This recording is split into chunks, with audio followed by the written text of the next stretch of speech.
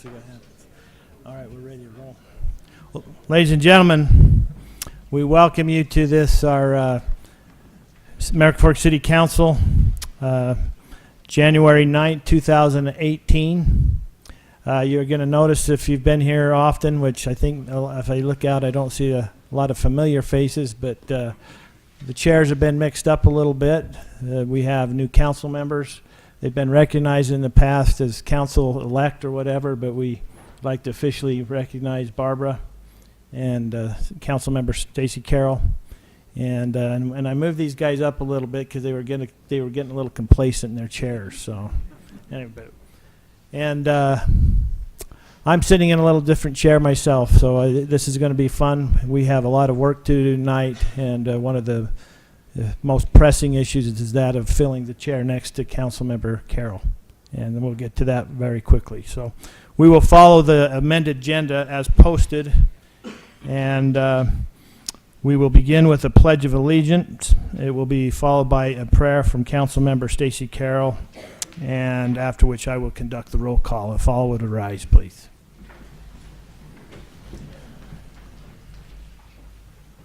I pledge allegiance to the flag of the United States of America and to the republic for which it stands, one nation under God, indivisible, with liberty and justice for all.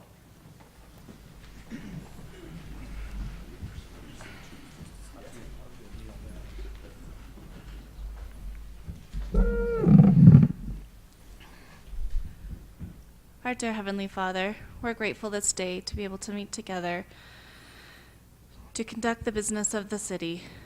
Please bless us that we will be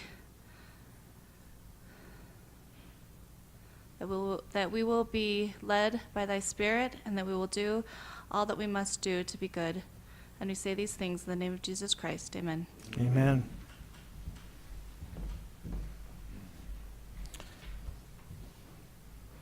I will now conduct the roll call. Council Member Christiansen. Here. Council Member Shelton. Here. Council Member Barnes. Here. Council Member Carroll. Here. Thank you. We have 4 and a quorum, and can conduct the business of the city. Before we begin, I'd like to say, is there any scouts out there? If you are here, I'd like you to stand if you might. Just stand right where you're at. Can I just double check? Did you all sign in the right there at the desk? So we appreciate you being here. We know that you're here to fulfill a merit badge requirement. We hope you'll learn and you'll grow from this experience. And when it comes time that you have that privilege of obtaining your Eagle rank, the city has many opportunities for you to serve in your community. And so, but it's incumbent on yourself to kind of look around and come up with that idea. And then the city, if you choose something within our city, we can have resources that will help you do that. So thank you for being here. We appreciate it. We will now have a 20-minute public comment period. If anybody wishes to address the mayor, the city council, key staff, we would invite you to come forward at this time. We'd ask you to keep your remarks brief, if possible, to about 2 minutes. So we'll leave the mic open.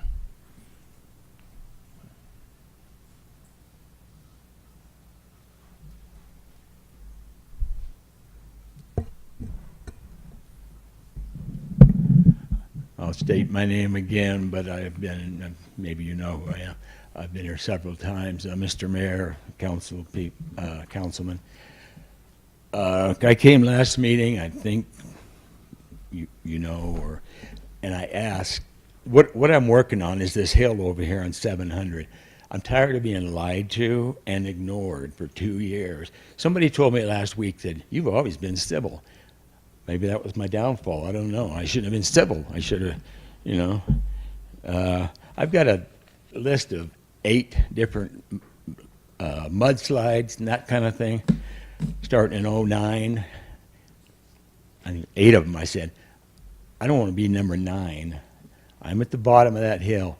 When I came in here and asked, does anyone have an answer tonight? Who signed when Mr. Fugel deeded that land over for the cul-de-sac? Who signed it for the city? When did it happen? I do not know. I do not know either. I have called and emailed. They were supposed to tell me. They're ignoring me. I don't know. I've got a list. I'm not a very good public speaker, but I've got a list of things that I've been lied to about, When I was here the 17th of December, I think, I mentioned a couple things. Lo and behold, the next day, somebody was out there fixing them. So that person, he's got the word from somebody in the city. You better do this. You better do that. He gets the heads up. He's pulled out, as far as I know. I had a city official come down a year ago. There's a sewer line going through at the bottom of the hill, and he took it out. I was there. He dug it up, pulled it out. But does anybody at the city know why? I don't know. I don't want to be number 9, okay?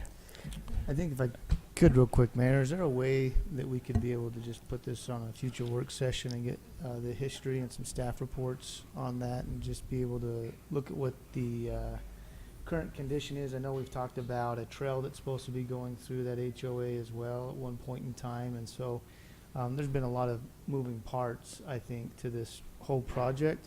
And I think it'd be helpful just for me as a council member to kind of get the whole background on where we're at and have that general discussion with staff on that. I can do that. I can surely do that. Yeah, the Yeah. people that are developing the hill, they said, nope, trail's long gone. I've got the paper. It says, one of the councilmen, I don't remember who it was, said, no, that's still on our city plans. It just goes on and on and on. Well, you've reached, you've been here, now you've reached the mayor's office, and I'm happy to meet with you directly about I'm it. sorry, I didn't state my name, Dennis Thorne. Yeah. So, Okay. so Dennis, I'll get with you within the next week, and we'll try to resolve and get some answers to these Thank questions. you, sir. And Thank you. and I know that within this we have the state involved as well. So, but we'll come to some conclusions. But and you're a pretty good public speaker, by the way. So, Mr. Mayor, I hope that you meeting with him does not preclude the work session. No. Because there's too much stuff floating around out there from too many different points of view, so I think we need to get it in public, so Yeah. I would agree with that request. okay. All right. Any others that would like to address the mayor, key staff, city council?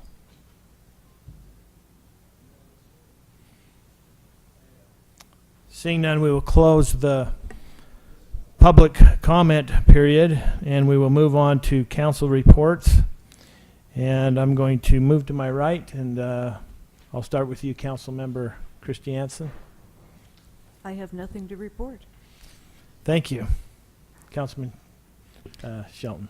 Thanks, Mayor. Had a great opportunity last Saturday to go to the Utah Leagues of Cities and Towns training. In the past, it's been titled the newly elected training, and I always like to go back because I feel like I can always learn. This time they called it the essential elected officials training, and they switched it up quite a bit. They kind of gave you a little bit of baby food in the beginning for the newly elected, and they went right to the meat of a lot of matters. And so it was twice as long as usual, a good way to spend your Saturday. But probably about, I'd say, over 300 people attended there in North Salt Lake. Good to network with many of our neighboring towns' elected officials. One thing that they gave us was I just wanted to show everybody, was the Power and Duties book. This is the 18th edition that David Church puts out. It's now 256 pages. Every time the legislature gets together for 45 days, I think it adds 2 or 3 pages to each edition. And there's some great changes about how business licenses are held that I think we ought to take a look at inside the city. The Open Meeting Act has changed a little bit in regards to outside meeting electronic communication. I think we've been taught as policy in the city that want to be updated just to make sure we're staying compliant with some stuff. So anyone that wanted a copy of this, the league still has copies available. I don't know if through staff, if we could coordinate that with Laurel and she could pick up the cost for the other officials that may want that, but found that to be very, very helpful. They also handed out a legislative guide that I handed to all of you here, and I left one at the open seat for whoever's appointed today. Two things. One, they talked a lot about water. It's a big issue, particularly as I look at the mountains and I see less and less snow than I'm used to seeing on the mountains. It gives me a little bit of concern of water, but it's a great handout about the collaboration of water resources. The other one was the legislative guide.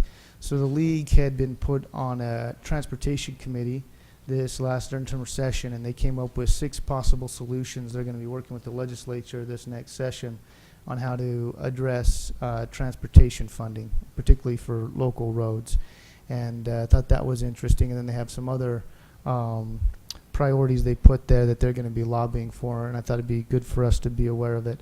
I did get a chance to talk to the, what's it called? The executive director, I guess it would be, Cameron.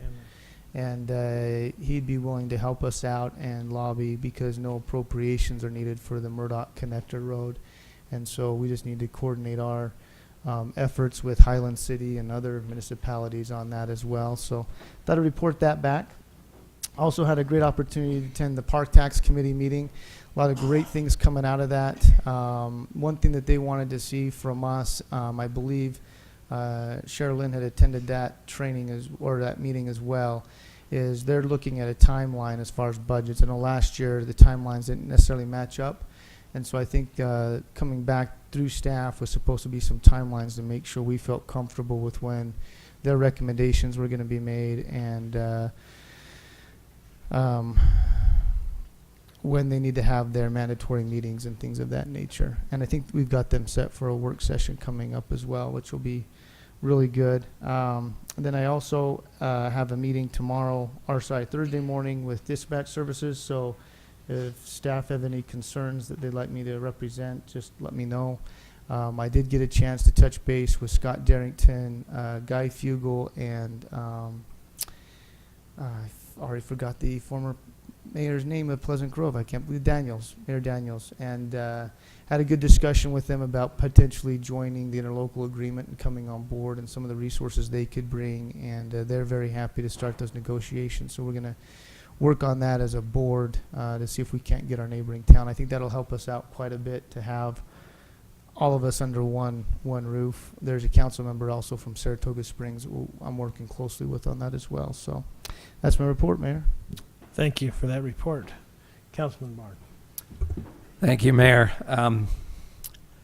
All the committees I work with have been on holiday, they call it in England. It seems like since last year at least. I mean, it's been a long time. So I don't have any specific things on the committees. I did have 2 things I wanted to just mention. I'm excited to have 2 new members up here with us and looking forward to a 3rd one here real soon. And looking forward to a great year. I've enjoyed the 2 years I've been on, and they seem to get better. So I'm looking forward to a great year. The other thing is, we're not used to this big of a crowd, and I don't know why the heck this many people showed up tonight, but it's good to see you here and good to have you involved, and I hope you checked your guns at the door. So let's have some fun tonight and get the city business done. Thank you. Thank you. Councilmember Carroll.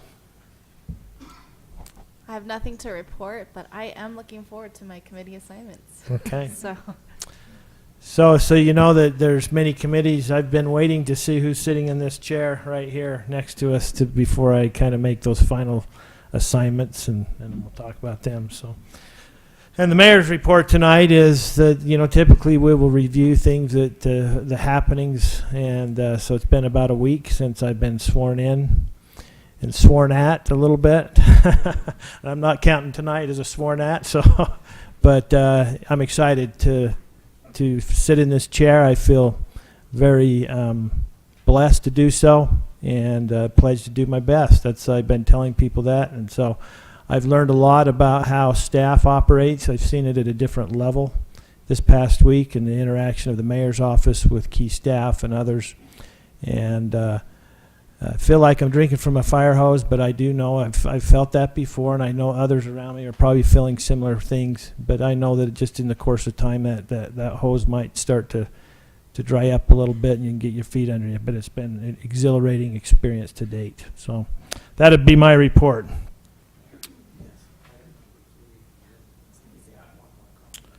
Oh, excuse me. Okay. City Administrator report. Okay, Mayor and Council, there's one issue I just want to bring to everyone's attention, and that is the Family Fitness and Health Fair is Saturday, January 13th, from 10 a.m. to 2 p.m. And during this time period, the passes for the fitness center will be on sale. They will be $100 off. And there are a lot of activities that will be happening that day. There are some free screenings for some vision, blood pressure, body composition. I won't say the other word, body fat, but and so please come up there. They've got some swag, some water bottles, and some things. And so come have a great time at the fitness center, and support the staff there. Thank you. Thank you. Councilmember Barnes. I just remembered this. I apologize. You got your speech for tomorrow? I do. Okay. So tomorrow at noon, actually about 1:45, the Chamber of Commerce is having the first meeting of the year. It'll be held at Fox Hollow, is my understanding, and it's open to all business owners in American Fork, whether they're members of the chamber or not. We will hear from the mayor. I've checked just to make sure.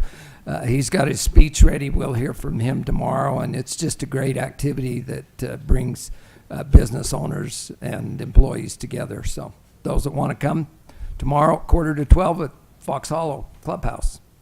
Is that good?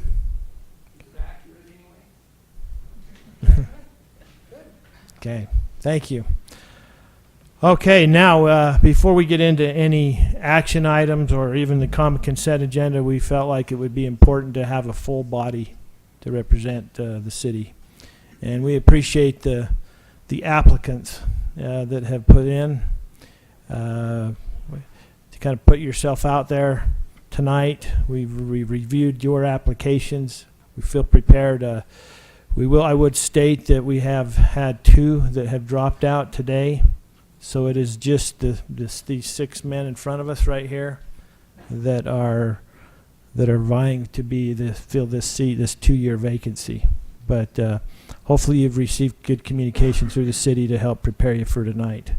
Because afterwards there's a lot of work to be done. So we wanted to make sure that you're up to speed. So I'm going to turn a little bit of time over to our legal to kind of prepare us with the proceedings and how they might go tonight, so we can kind of stay on task. So Casey, if you could brief us. Yeah, and let me just echo what the mayor said. We appreciate you guys being willing to go through this process and being willing to serve the city. They've asked me just to kind of set down the ground rules and the procedure we're going to follow. I've reviewed state laws to the proper way to do it, and then some of it is just procedural and not necessarily lined out in state law. But first, the order that you'll be presenting or questioning was determined really by the state lieutenant governor's office. There's a little ballot form that they send back to us, and so that's how your order was determined. You will be given 3 minutes for your initial statement to make your case as to why you should be appointed. And then all of you will be asked the same question, and we'll go through that. After that's done, the council may then have individual questions for each of you or maybe a group of you along those lines. After the council has gone through those questioning, then there'll be a vote. If the vote at that point is unanimous for one person, then that will end it. That one person will move forward and take their seat up with the other council members.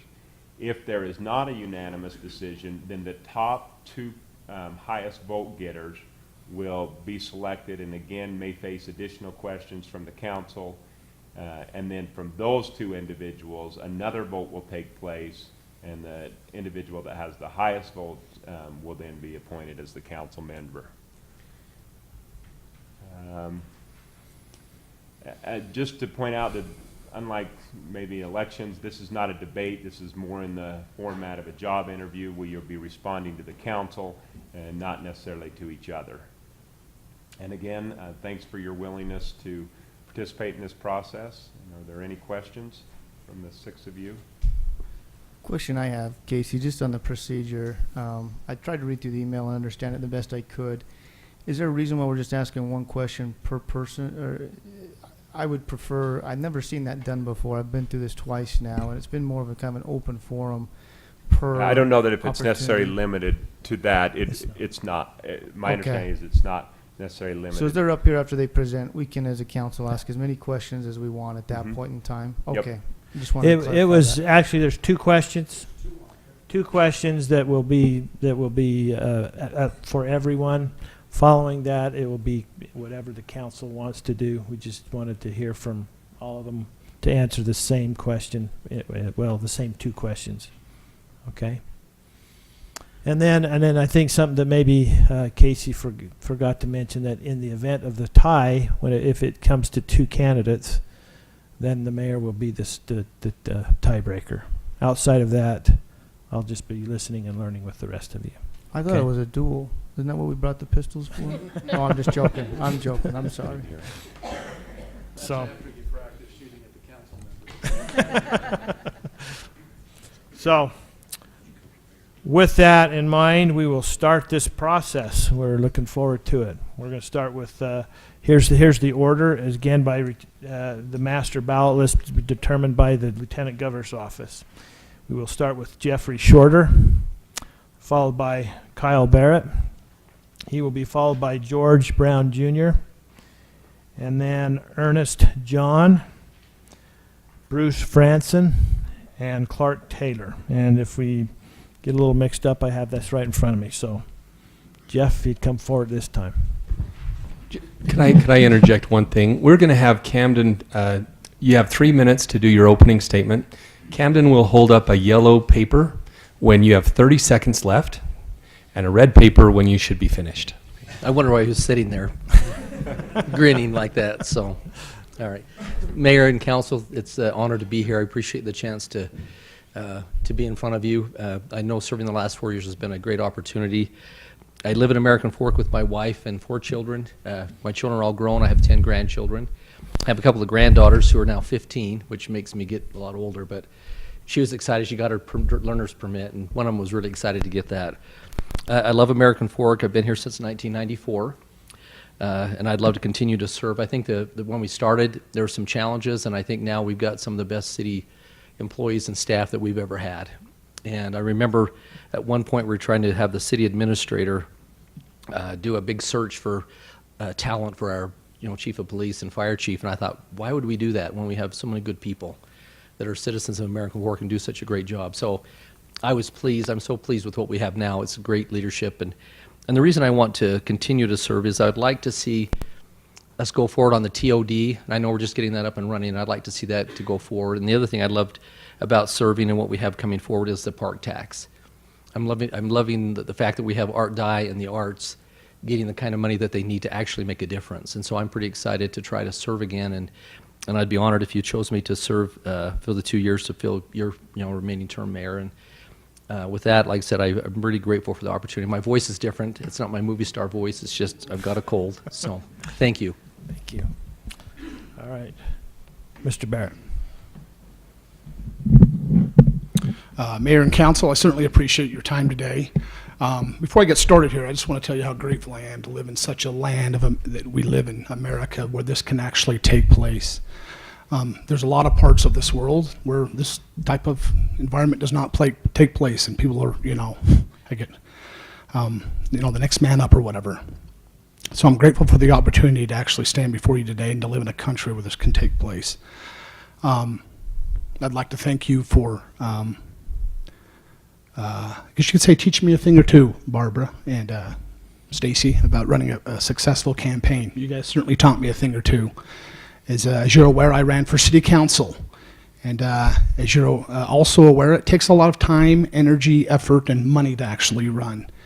But it's also very rewarding and insightful. And the biggest thing I enjoyed about it was meeting with the great people of American Fork, learning about all the things they love about this community and what they value and what they want going into the future. I ran because I love this city, just like everyone else that's decided to run. And I want to be a difference for good in this world. And even though it's just a little old American Fork that has 30,000 people, I figure that's a great way to start, is to give back to the community which I love. A community where I was born and raised and taught to love this land and love this city. I want to apply the principles that I learned as I ran. I also want to apply the principles and the lesson I learned while obtaining a master's degree in public administration. I want to apply those principles. I want to put them into work to make this a better place, a greater place. I'm grateful that I've been able to attend the mass majority of the city council meetings over the last 4 years.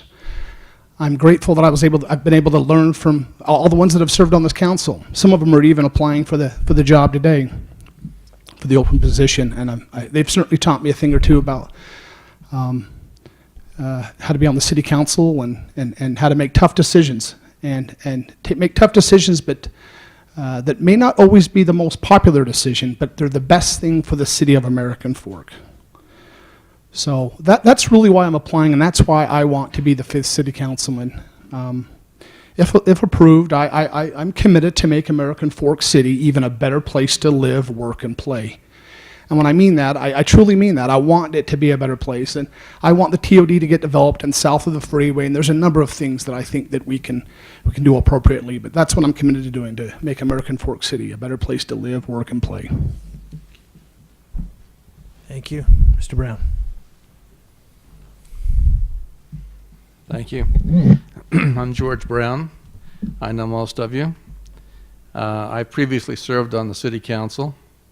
At the time I was on the city council, I was assigned to the library board, to the sewer district committee, and the mayor asked me to look into our water rights. As I pursued those 3 things, I discovered that American Fork City had not received deeds to wells for which it had paid. It paid the American Fork Irrigation Company some $340,000 and not received the deeds. So the mayor voted me onto the water board, and I pursued those issues and discovered that not only had the American Fork Irrigation Company not conveyed the deeds, it had pledged the irrigation wells as security for a loan from the state.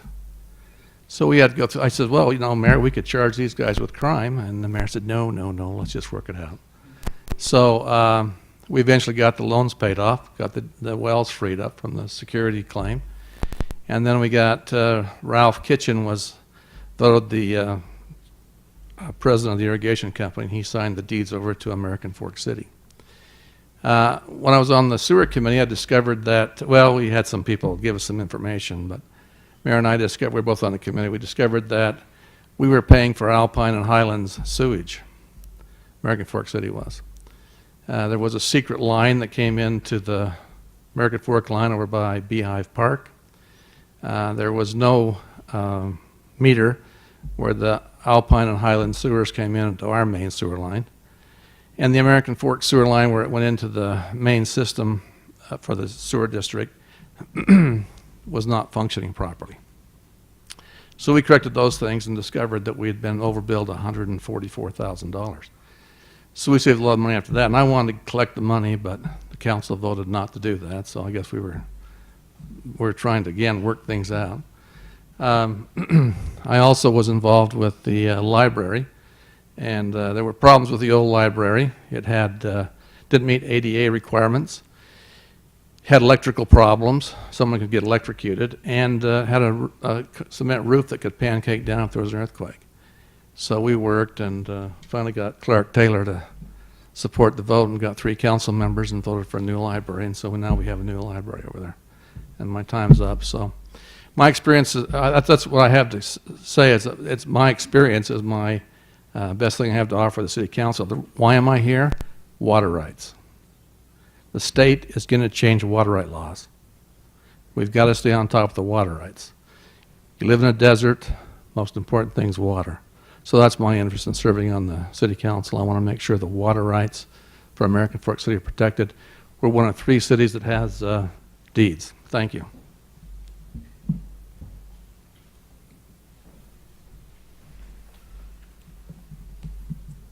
Mayor, City Council, I want to echo what Kyle said. Stacy and Barbara, you ran a great campaign, and running against you was difficult, and I learned a lot. And if I learned anything, I really blew it at social media, and you guys did great, so congratulations.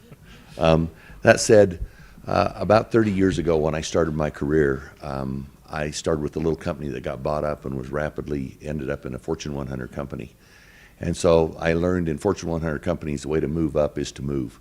So my wife and I, over a period of 15 years, lived in 8 states. And we lived in states where the property taxes and the price of a home was half of what it is here in American Fork. It was a great place to live. I lived in Pennsylvania where my property or my property tax for my home was more than what my home payment is here today. So I've seen well-run cities and states and really poor-run cities and states. And I must say this, American Fork is a well-run city. Done a great job, thank you, and I'm glad to be a citizen. That said, I think I have some things to add to the mix for the City Council. I currently serve as North Utah County Water Coordinator. I'm involved with water here in North Utah County, and that is my strong suit. I have the ability to, I attend some conferences that the rest of the city members don't attend. I attend a water users conference that's primarily irrigators. And I also stay on top of the legislation that is coming down on water rights. And there is a lot of changing legislation. And if we are not on top of that, it will cost us money, and we can't afford that. I was really surprised in talking to our citizens. I thought budget would be the big deal. I thought everybody'd want to know about our $60 million budget, and they didn't. They wanted to know why they had trees hanging over a sidewalk or why there was a pothole. I will say this. I've had hundreds of people working for me. I've hired a lot of people. I've had to unfortunately terminate some people. I've sat on boards where I've had to sit in the executive session where you make those hard decisions about personnel, about lawsuits.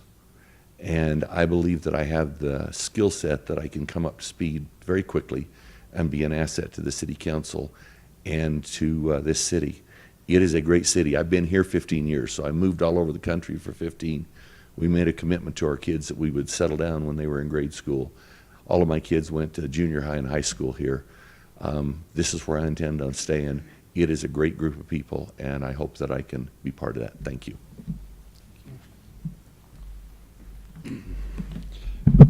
Mr. Mayor, council members, in addition to my application resume I attached, I would like to point out a few things. I have been the human resource manager for an organization with over 8,000 employees.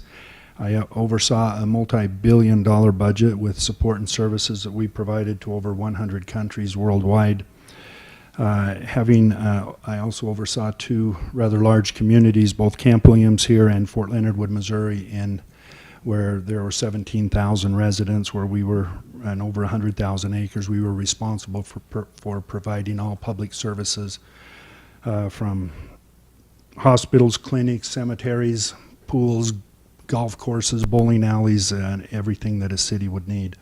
I've served as a deputy cabinet member for the governor and such. I understand state government. I have served on Senator Lee's as an advisor for him and understand federal issues and processes. I've been a county and a state delegate.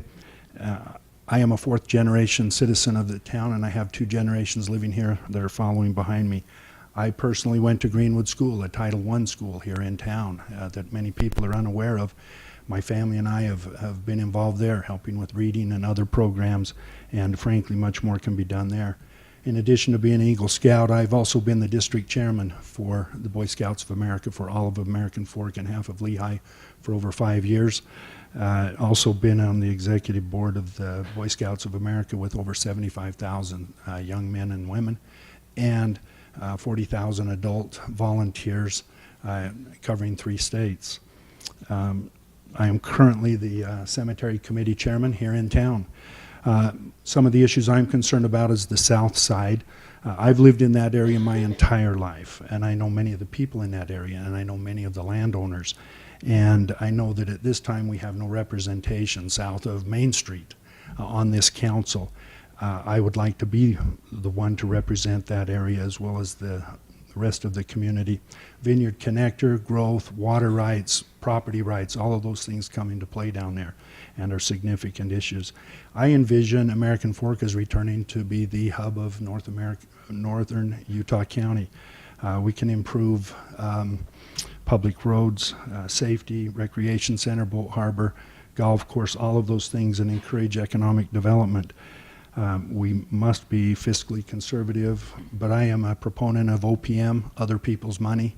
When we can find the county or state agencies that have money to preserve corridors for roads and other things, which we need north and south of town, I would really be looking to do that. All I can say is God bless American Fork and God bless America. Thank you. Thank you.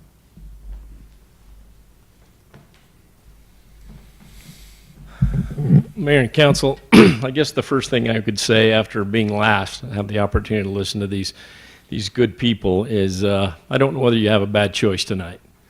And my reason, excuse me, my reason for running for opting to take this position, if it is made available to me, is purely my love for American Fork.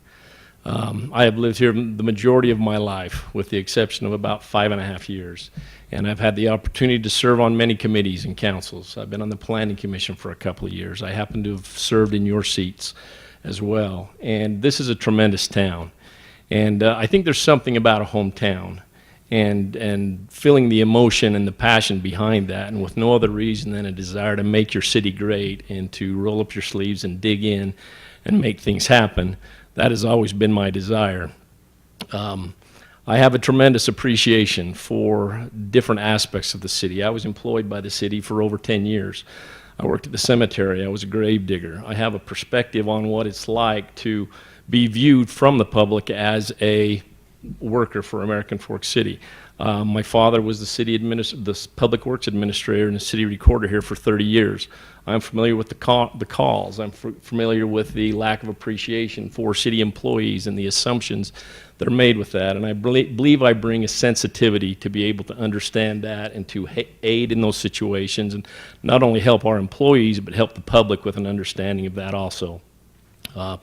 I won't take much time to get up to speed. I can sit down. I've read the agenda and the packet for this particular meeting, and I believe you have to put the time in. You have to put the footwork in to be able to make things happen. This is not a place to come and look nice. This is a place where we're digging in and make it a better place. I appreciated what Mr. Francis said with the generations that he has had here, and my family's longtime American Fork as well. And my desire is just to make it a better place. I think we have a tremendous opportunity. And I think we need to foster what we can to make business even more appealing here.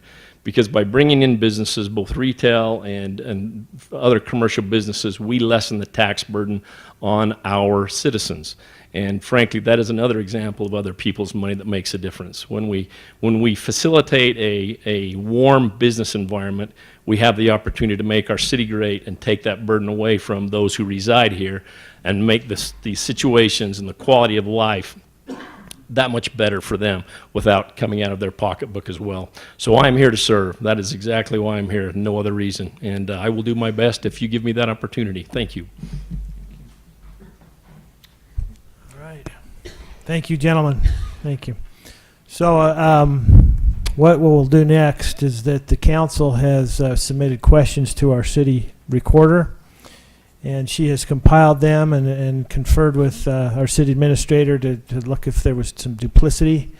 And so the council nor myself have seen these questions, and so we're going to open them up in front of everybody.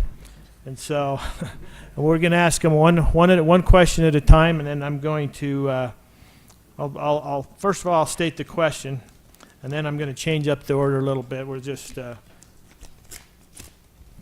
not working.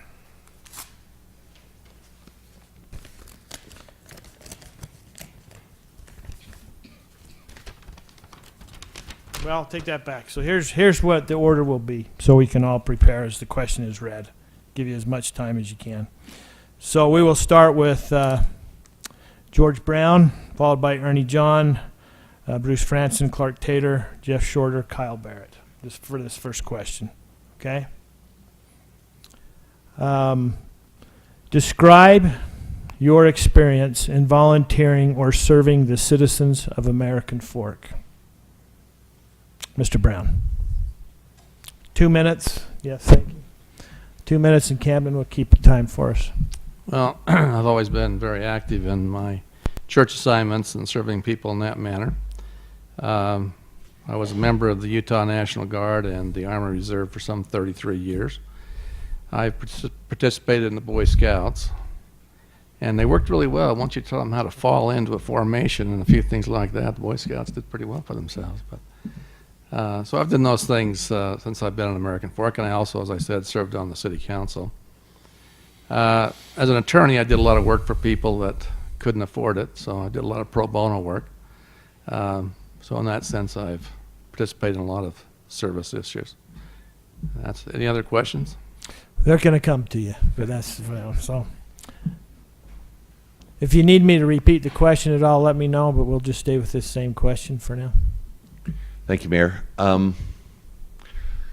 Public service is a way of life with me, and it's a way of life with our family. I just resigned, I guess is the way I put it. I was a scoutmaster for the community troop that was a Boy Scout troop that was sponsored by American Fork City. I'm still involved as a committee chair, but just a little bit. I'm also the current president, and I've served on the American Fork Metropolitan Water Board for the last 10 years. I also represent American Fork for the North Utah County Aquifer Council, which is working on groundwater recharge. And let me think, there's one more. I also just retired, and I officially retired as American Fork Band Dad. I've been involved with our American Fork Marching Band through all of my kids, even though my kids are out of it. I've been doing that for 10 years, and so I think I've served the citizens of American Fork over the past 15 years. I've been busy doing it. How's that? Great. Okay. I believe I kind of answered that question in my initial remarks. Again, I've been involved with the scouting program for decades as the chairman here in town, and as we've dealt with the previous mayor and others, as we have served those young men and actually a few young women in some of the other organizations that the Scout sponsors. I too have, my entire life has been in public service. I've been in the military. The military has always had a prohibition against written as well as otherwise about running for public offices. And so that's been part of the reason that brings me here today. And also the Senate, when I was employed there, they had those prohibitions. I have commanded the military unit here in town for a number of years. Deployed with them and helped them deploy a number of times. Again, I've worked with Greenwood School here in our community. It was part of our local congregation down there, of which I was a part of, and my family and I have spent time helping the less advantaged, those who are disadvantaged, learn to read and to do some of those sorts of things. And again, I work with the cemetery committee, and I've always been willing and able to serve the community whenever I've been asked on various committees and other things. I appreciate it. Thank you. Thank you. I have had the opportunity, the great opportunity, to work on several committees in the city, from the Board of Adjustments to the Planning Commission to the Still Days Committee, beautification. I've had an opportunity to work on all of those. Currently, I'm serving on the Recreation Board, Parks and Recreation Board, and on the Park Committee, which is a tremendous opportunity to see those dollars that our voters voted to allocate to the city to create great things for, and we're seeing those things happen right now with new restrooms that our parks have never had for years, and the progress on Art Dye. So those things are all opportunities that I have taken to give my time and be there. But without a doubt, my most favorite volunteer position in the city has been Little League Baseball. And I was a coach in Little League and in Pony League and Colt League for over 16 years. The reason I love that so much is because I think the youth are really searching for people that they can identify with. They are hungry for rules and for things that will help them be better individuals, even though they may not act like that. There's tremendous joy and there's tremendous experience in working with great kids and their angry parents. And it's usually that the children have much better understanding of what is happening than the parents. And so, without a doubt, seeing the joy from Little League Baseball, win or lose, and being able to, I think, shape youth is hands down my favorite opportunity that I've taken inside of the city. Thank you. Thank you. I had an opportunity to work with the committees that I've had, the library board. I'd love to work with them. I've met a lot of great people. The Arts Council, had the chance to introduce the symphony the last couple of years. I've enjoyed that. When I first arrived in American Fork, I did a lot with ecclesiastical work and served a lot of people through that, and also pro bono as well.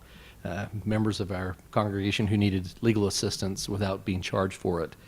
I enjoy serving people. I find a lot of joy in meeting good people, and I can't believe how many good people I've met on the committees I've served with the 4 years I've been with the committee here. So that's all I've got. Thank you.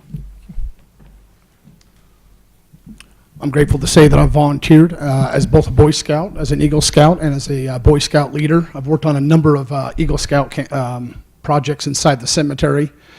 I remember as a young child, my oldest brother built some garbage cans up there to protect the wood garbage cans, the outside containers, and I'm grateful to say I helped with that. I've worked on a number of political campaigns. I've volunteered my time, my energy, my effort in helping other people become elected. I've known a number of these city councilmen for a number of years prior to them them running for city council, and so I'm grateful to say that I've volunteered in that way. I've also helped with the still days at times, been in the parade, doing a number of different tasks. But those are the ways that but I've never shied away from giving back to the city when asked, and I certainly look forward to doing that in the future. Thank you. Okay, question number 2, and we're going to start with you, Bruce, on this one, and then go from Bruce to Clark to Jeff to Kyle to George, and then to you, Ernie. Here's the question, and again, I'm prepared to read it back at any time. What do you consider the most important challenges or issues facing American Fork City? How do you see your role as a city council member in solving those challenges? Well, the city recently had a survey online where they had identified about 10 of issues, which I'm assuming came from the staff and from the council. Those issues, I believe, captured the essence of what the concerns are here. It's been mentioned already today, the TOD area, the south part of town, transportation. And the way I believe that I can be involved is, first off, I'm available. I'm here all the time. I'm basically retired. I don't have a job that I need to punch a clock in or stand in formation for anymore. And so I'm available, and I am willing to listen to people. That's part of my communication style. Is I like to sit face to face with people. I like to hear their concerns, and then I like to work in a collaborative environment to resolve those concerns. I have worked as a chief of staff with a number of organizations and understand how vital staff is to making correct and informed decisions, and utilizing the staff and in the various departments of the city, and my becoming familiar with them. I have a tendency to wander around, to shake a few hands, and to kind of try to judge the morale and the environment in the various departments that I've ever had responsibilities for. And I think that's the way I would do that. I would spend some time with everyone who wanted to spend time with me, and I'd probably spend some time with a few people who would prefer not to spend time with me. But I'd try to drill down and figure out really the root cause of what's going on, so that we can all reach an informed and the best decision for this great community. Thank you. As a governing body of the city, I think probably our biggest responsibility is to help maintain the quality of life for our citizens and our residents and our businesses. Quality of life for people means a multitude of different things, so you have to be open to those discussions. One of the things that you can ask almost anyone in the city about, and they will discuss infrastructure, roads, and the different problems that exist there. that is certainly something that we have to be attentive to and be able to use good judgment in the things that we do. One of the things that I appreciated most of all was in the last 6 years, the ordinances and the different things we've put in place to make sure that when we lay a new road down, we do all of the infrastructure all the way down. We put in new sewage lines. We make sure the water lines are up to snuff so that when we lay that coat of asphalt on the top, we don't have to go in a year later, 5 years later, or whatever, and have to dig that road up so that we have the situation that we have now. So we have to continue on that path and continue to do that. The next thing is I agree with the TOD and south of the freeway. South of the freeway has gone largely unnoticed for a long time. We have the Vineyard Connector coming through. We've talked about the flyover multiple times that will go over I-15 that will connect that area down there. We have to be ever aware and ever vigilant to be able to take advantage of all of the opportunities that are there. We have to be proactive in making sure that our citizens in that area are looked after. From the annexations to the different things that we do, we have to be proactive. My style is to get out and be involved, to talk to people. I am a small business owner. My office is in Utah County. I have always made myself available, and fortunate or not for my business, at the drop of a hat, I can be to a meeting or I can be to a discussion, and that's the one thing that I believe I can do, is be open and be willing to work hard and listen.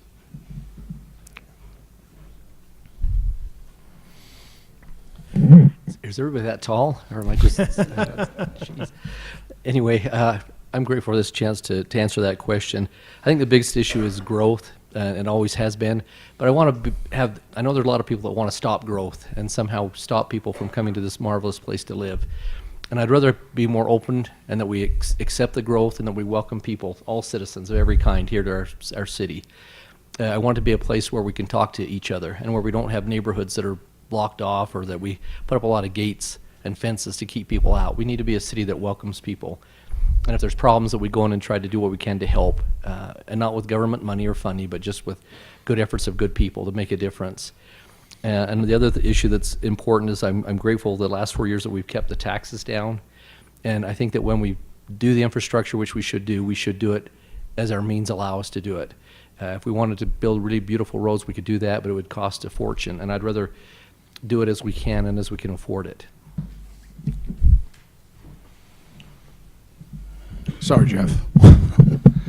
We're certainly at a very, very critical time in American Fork City, as everyone's mentioned. Some of those things that are most critical, I guess you could say, would be the infrastructure in American Fork, the roads, the sewer, the water lines.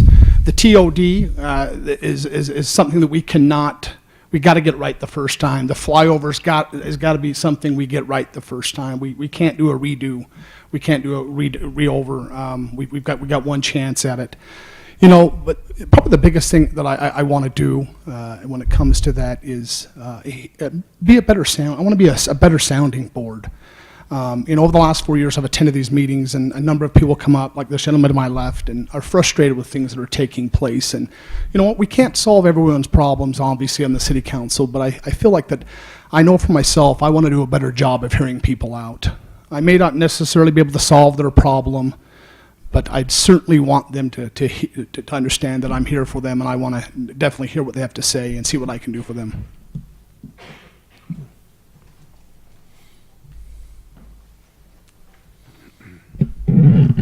I must be shorter also. I think the biggest concern for American Fork is water. I said that before. We live in a desert. Without water, we're in big trouble. You can go 3 weeks without food, but you can go 3 days without water, and that's the end of it. There's going to be a lot of movement now to change the water laws because there's a lot of growth in the state, and there's over appropriation of water rights. There's been some adjudication. It started in 1936, and this last 2 years they've been pushing it. And the purpose for it is to cut off anybody's water rights that do not apply to participate in the adjudication process. It's a big deal.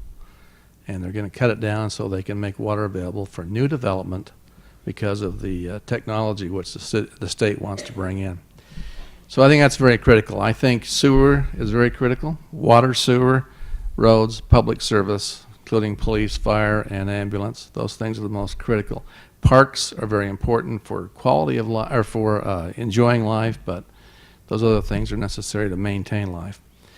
When the city was looking at putting in the pressurized irrigation system or a treatment facility, I was in favor of the treatment facility. I didn't want to spend $47 million for water you couldn't drink. But we chose to go with the pressurized system, so we spent $47 million for water we can't drink, and we tore up 120 miles of road. That's $100 million to repair that. So my position is, let's stay on top of things. Let's take care of the water, sewer, public works, public safety, and then we can move forward. This will be a great city. It's a great city now to live in, but it can be even a better city. Thank you.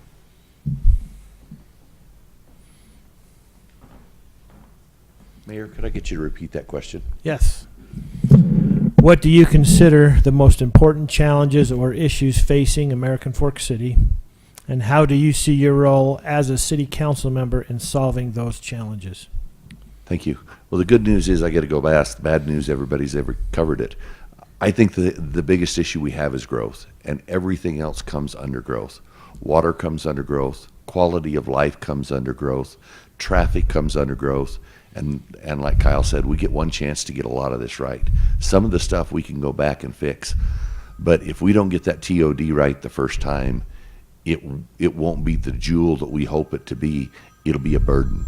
And the same thing goes for our road systems. As we continue to grow, and we will grow, and we want to grow, if we don't get the roads right, I don't want to be like Lehigh and Saratoga Springs, where you wait 2 hours in line if you're at the wrong time of the year or wrong time of the day, twice a day. They've got traffic problems that are huge, that are affecting their citizens to the degree that it's taken, in terms of man years, hundreds of years that they're sitting in traffic, all these people, because they didn't plan properly. So I think that's what I could really bring the city council is to help us plan so that we get the growth right. We know we're going to grow. We know that we need to grow. So let's work hard to get it right. We're doing really good. I think we need to do better. And I think that's what I could help with, is help us do better.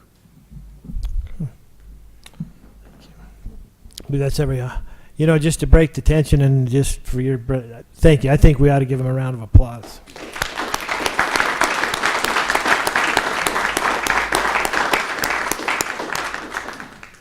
Okay, now what we would like to do is just open it up to questions that the council members might have, to whether it be to the individuals or to the group.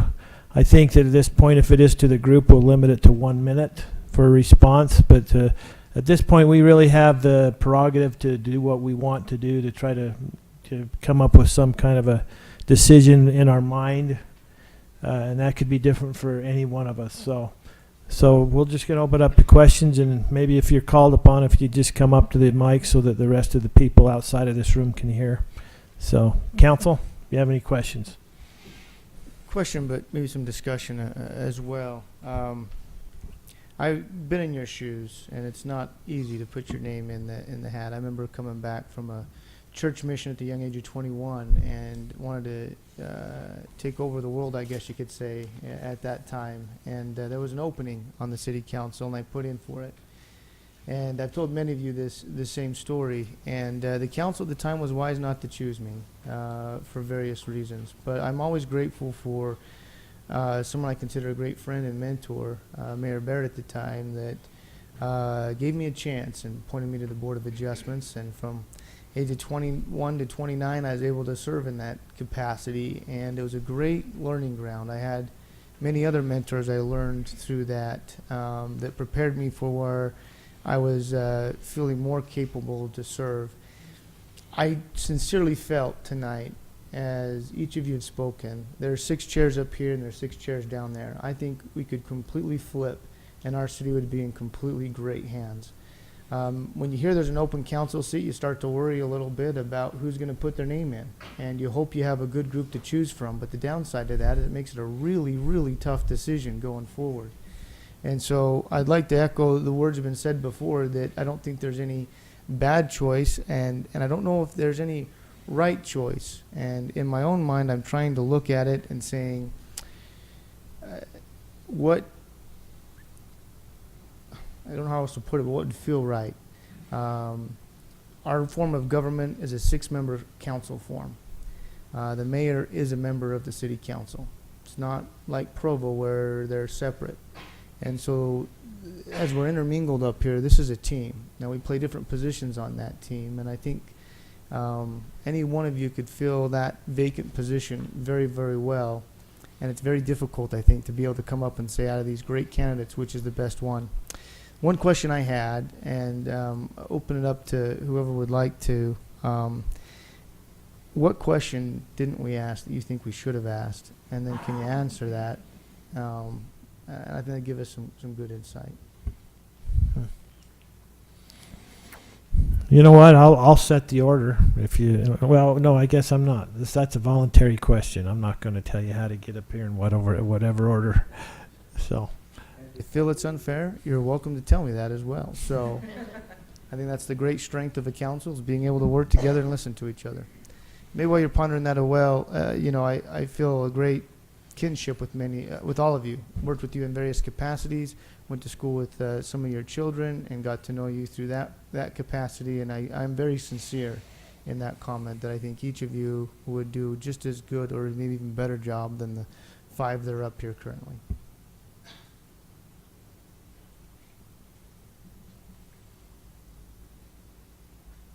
Okay. Here's the question. Have you ever been charged or convicted of embezzling public funds? And your answer to that, George? Sounds good. Thank you. Incidentally, there's a double penalty if you embezzle funds from a business versus a public fund. They punish you doubly for taking public funds. Twice as much, and maybe rightfully so, I guess, right?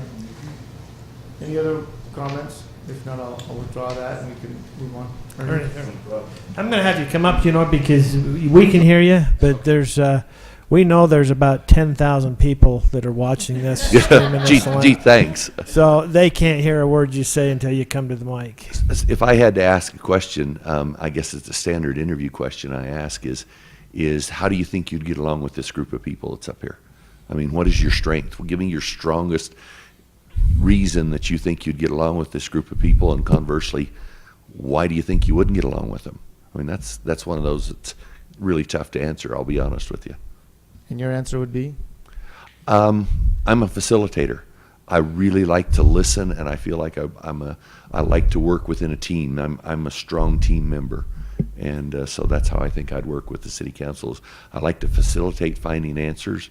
I know that I don't have all the answers, but I like to help find them, and so that team for me is the way I work.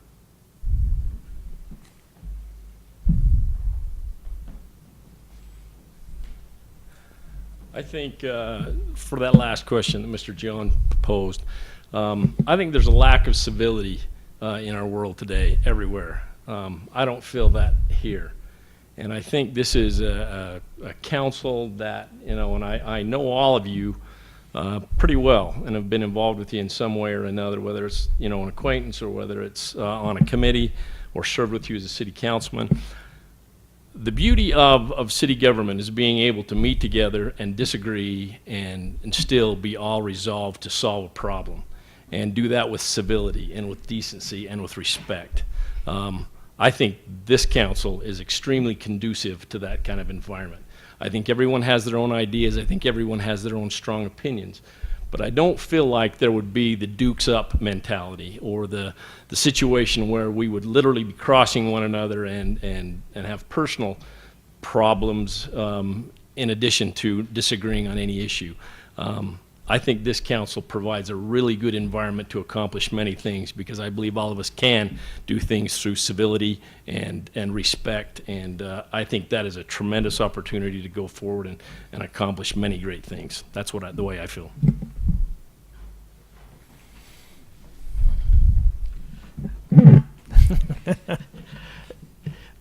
What I like to do, and I think it's very helpful, is just assume that people you're talking to haven't got an ill motive. I think that's helped me a lot to work with people, is that they're doing their best and they have no intention to cause harm. And like I said, the group that I've gotten to know, 2 of you over the campaign season and known the other 3 of you for the last 2 to 4 years, and I enjoy working with people. Again, I assume that they're doing their best and that they want to do their best, and so it makes it easy to work with people when you start off with that assumption.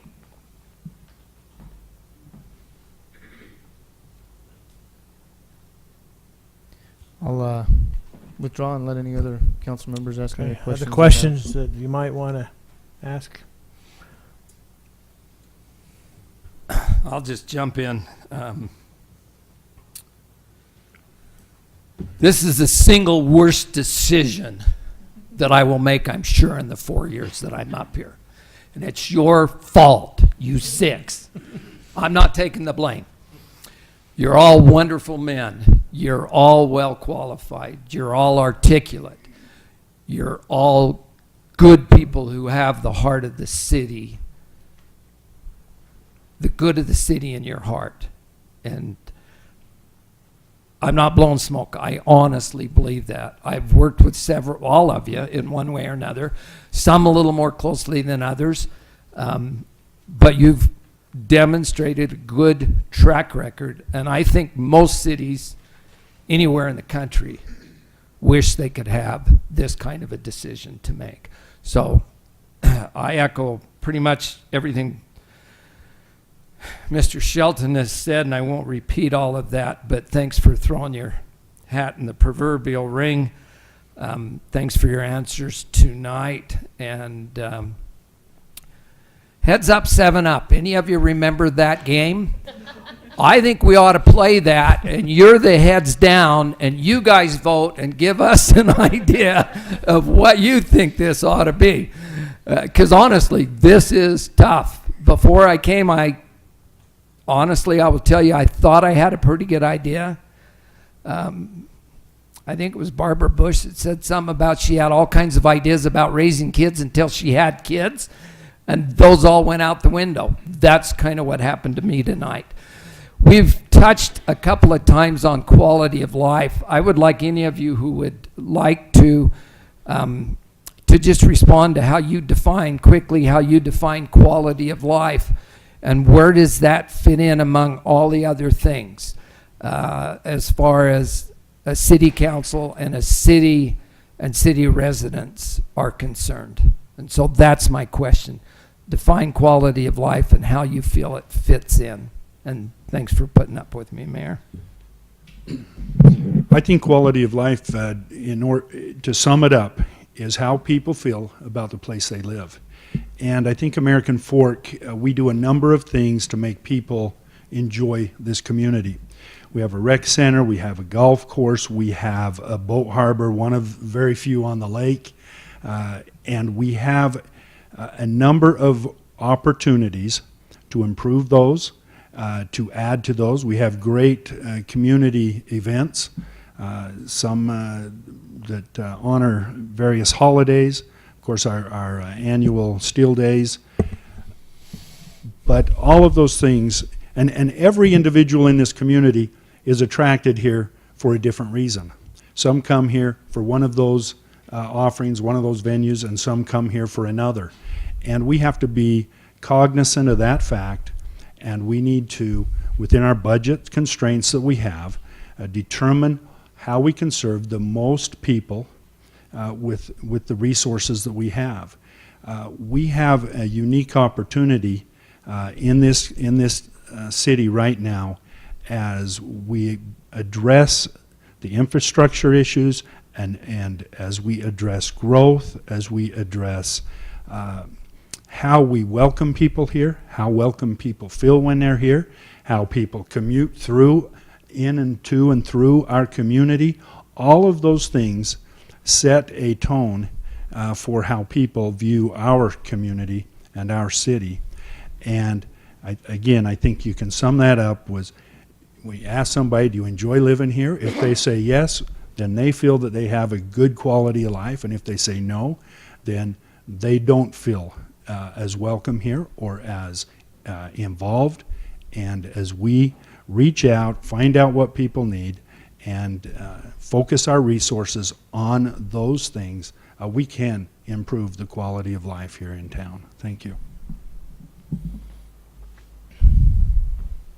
When I refer to quality of life, I refer to meeting the needs of most of the citizens of American Fork. So when most of the citizens of American Fork want certain wants or needs, the library, the rec center, even though they may not be a revenue source, that's a part of quality of life. It's not all about the almighty dollar when it comes to quality of life. I do have to chuckle, Kevin, about what you said when you said to put it to the people. Well, I ran and I took third.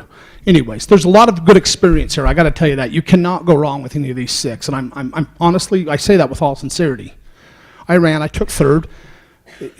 You've got a lot of experience. I'm not going to lie to you. You've got 3 former city councilmen on here, and that's tough. But as far as quality of life, yeah, it's not about the almighty dollar.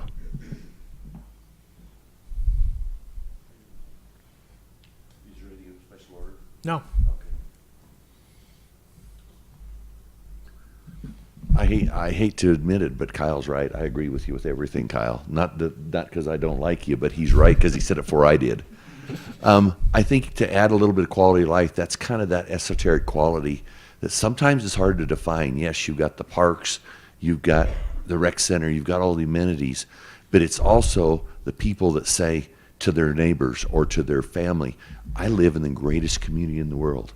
You know what? I had to call the mayor and I got an answer and he got it back to me. They may not like the answers sometimes that we have to give them, but I think that communication from all departments of the city is really important to quality of life. I see our city people that like are out cutting the trees and getting them off the sidewalks, and when we're plowing snow, if we don't plow snow fast enough, and we can't ever plow fast enough to make everybody happy, but those are the kind of things that make quality of life. When they know that they can come to us or come to a group and get their needs addressed, and we'll listen. We may not be able to solve their problem, and we may tell them no. But for me, that part of quality of life is the communication that this citizen group in our community has with everybody from our city administrator on down. And then you guys stand at the top. So I think that's a lot of it.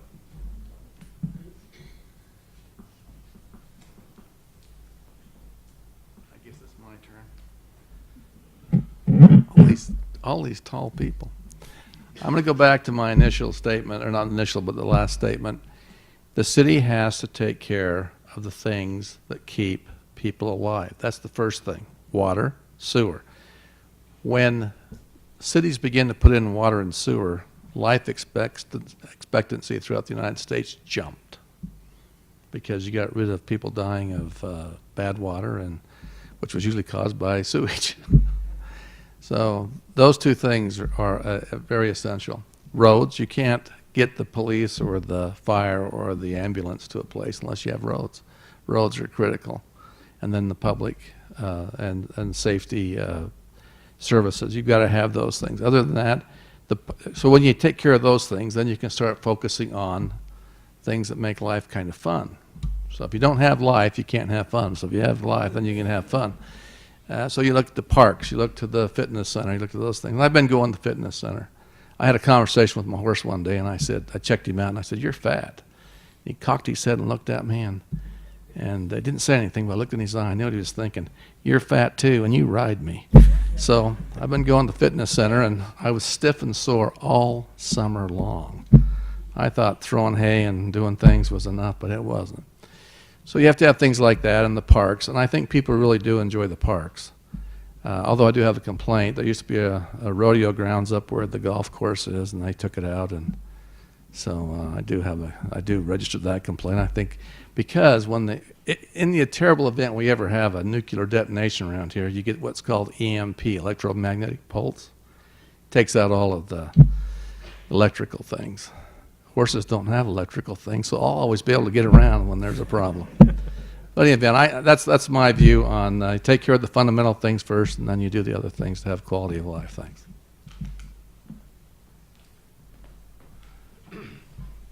I'll try to be brief and not belabor this, but everyone has a different definition of quality of life. I think our responsibility as a city government is to make sure that taxes are low, that we keep them low, we don't overburden our citizens with that so that they can do what they want with their money and improve their quality of life.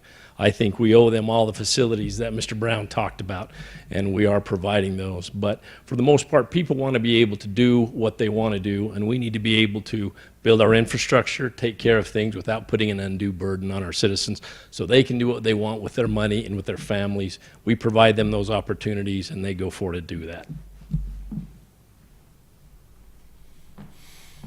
Wanted to wait till the right height person was up here. So I loved when I first started in the city council. David Church said something that was stuck with me, always will. He said, just because you can do something doesn't mean you should.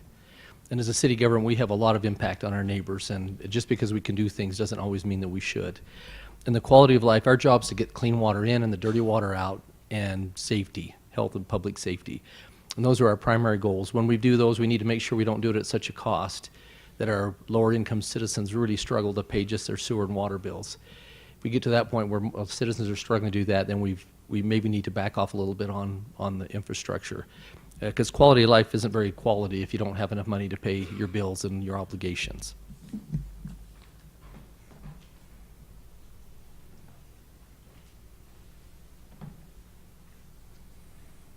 Any other questions or comments from other council members? Absolutely.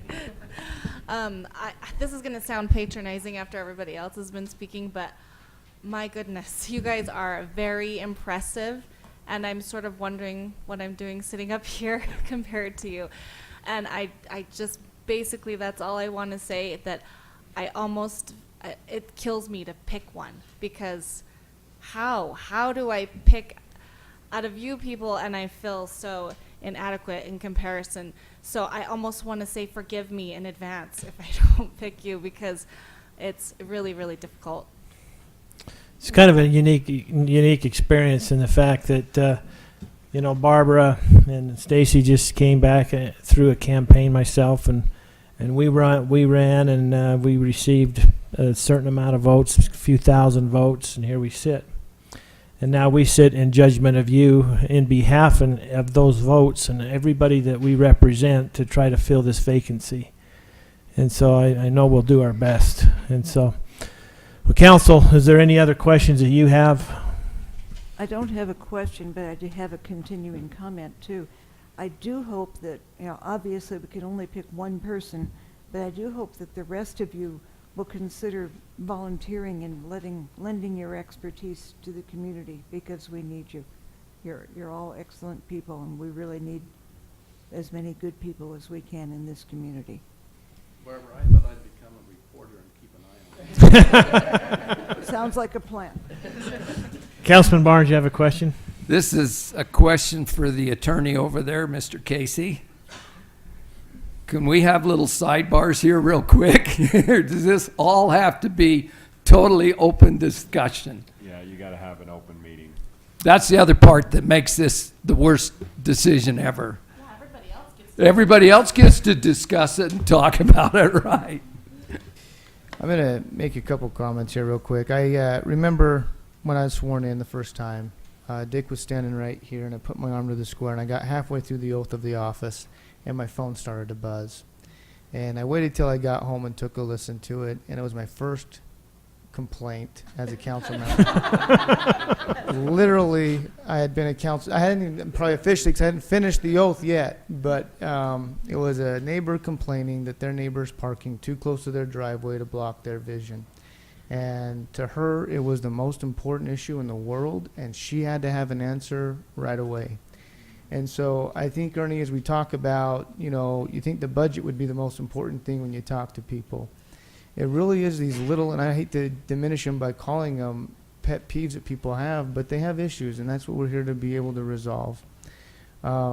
With that, when I ran, I always made the comment, I don't believe anyone has a monopoly on good ideas. And so whatever decision we make here tonight, if you've talked to people, if you have ideas or solutions, I hope that doesn't make you feel like you're precluded from the process.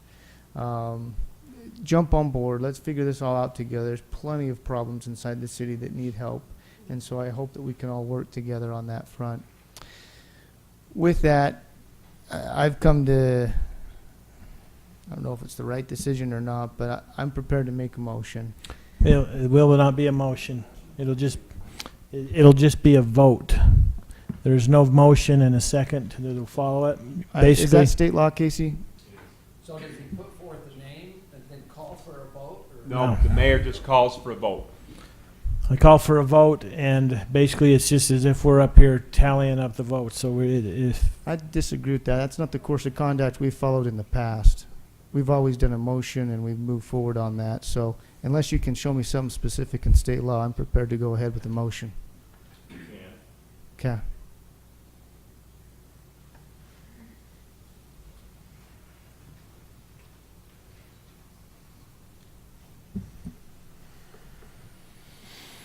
we learned about this week, and so I just don't think it's fair to the rest of the candidates to sit through that.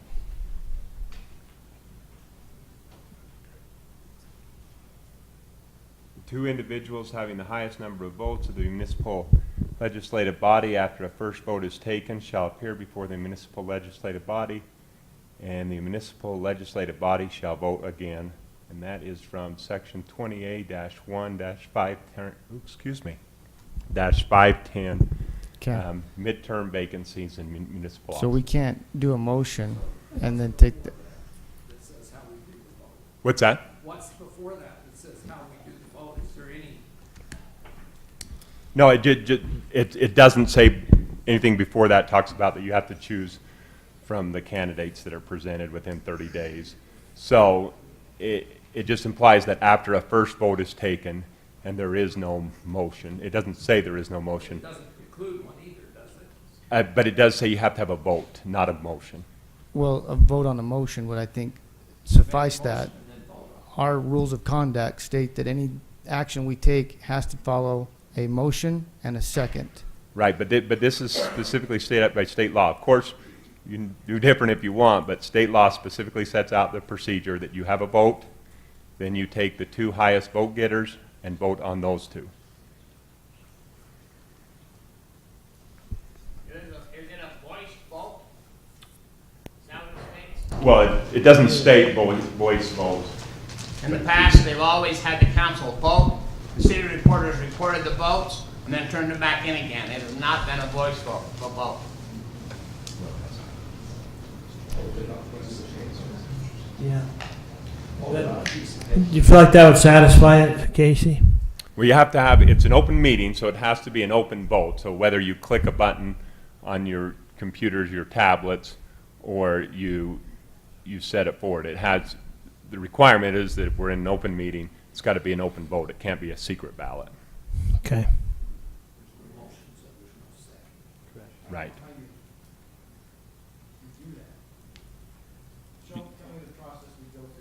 Sure, it was just like, it is, you just, at this point, the mayor will call for a vote. Each council member will vote. The two, and then the two highest vote getters will then move forward again, and I guess move forward in a theoretical sense, not necessarily a physical sense. And then again, the council will vote with the clean slate, and then the individual that gets the majority of votes, at that point will be the council. Is the council prepared? Do you have somebody in mind that you would like to say? Because You got 6? In case you didn't have that, she only has 6. so, if are there any additional questions that you would like to have asked? I think that interpretation, this is a little harder way, and I've learned about it this week as well. I was a little caught off guard, so we did some research on state law. Either way, it comes to the same conclusion, that we're going to pick the best person that we feel is there. And so, yeah, so yeah. And so, I think that probably the best process, if there are no questions, is just to, I'm going to ask for a vote. I'm going to ask for a vote. I'm just going to, rather than make it awkward, have somebody start. I'm going to ask our new council member, Barbara, if you'd start it and just come right around this way. I am going to skip myself. Thanks, Mayor. It just seems right just to come around here and throw out a name. Well, this is difficult, but I'm trying to balance knowledge, talents, background, and point of view, which is still difficult, but my vote would go to Clark Taylor.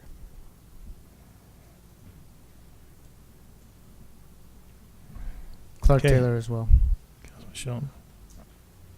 Barbara, I know you can't see my paper from here, but I basically wrote the three things. You said knowledge, I say experience. I think personality is important, and how will that person fit in? And you all score basically the same on personality. I think you'd all fit in, so you have to throw that one out. And then the other issue is, how will your experience, your personality, everything about you contribute to the process, I'm going to call it, to the city and to what goes on. And my feeble brain has come up with Clark Taylor also. Okay, Councilmember Carroll. Okay, Clark Taylor too. That's who I vote for. I'm voting twice for Clark. I have my reasons if anybody.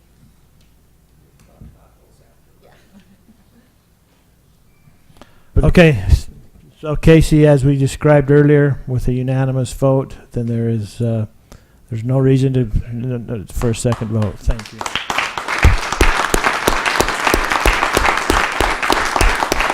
Mayor, if I could, I'd like to just personally shake each one of these men's hands and thank Yeah. them for putting their hat in the ring, if that's all Absolutely. right. Amen. Okay, let's go down.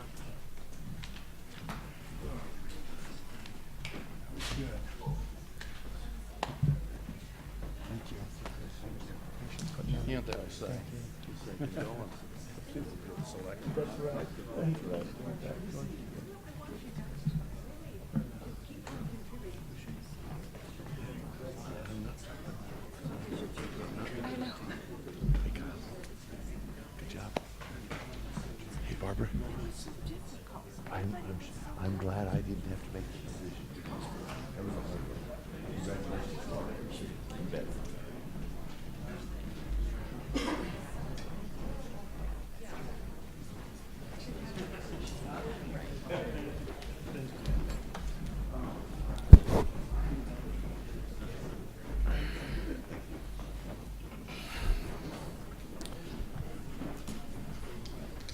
Okay.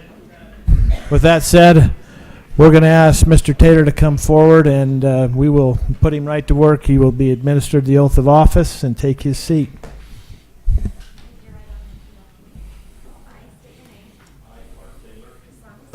solemnly swear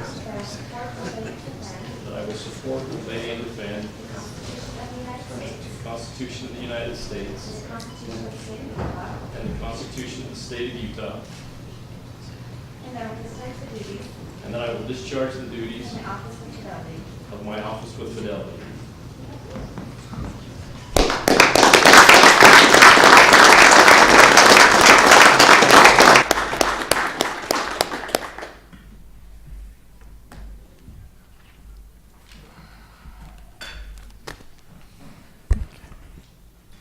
So we had staff make one for everybody, and with the thought that who knew what was going to happen tonight.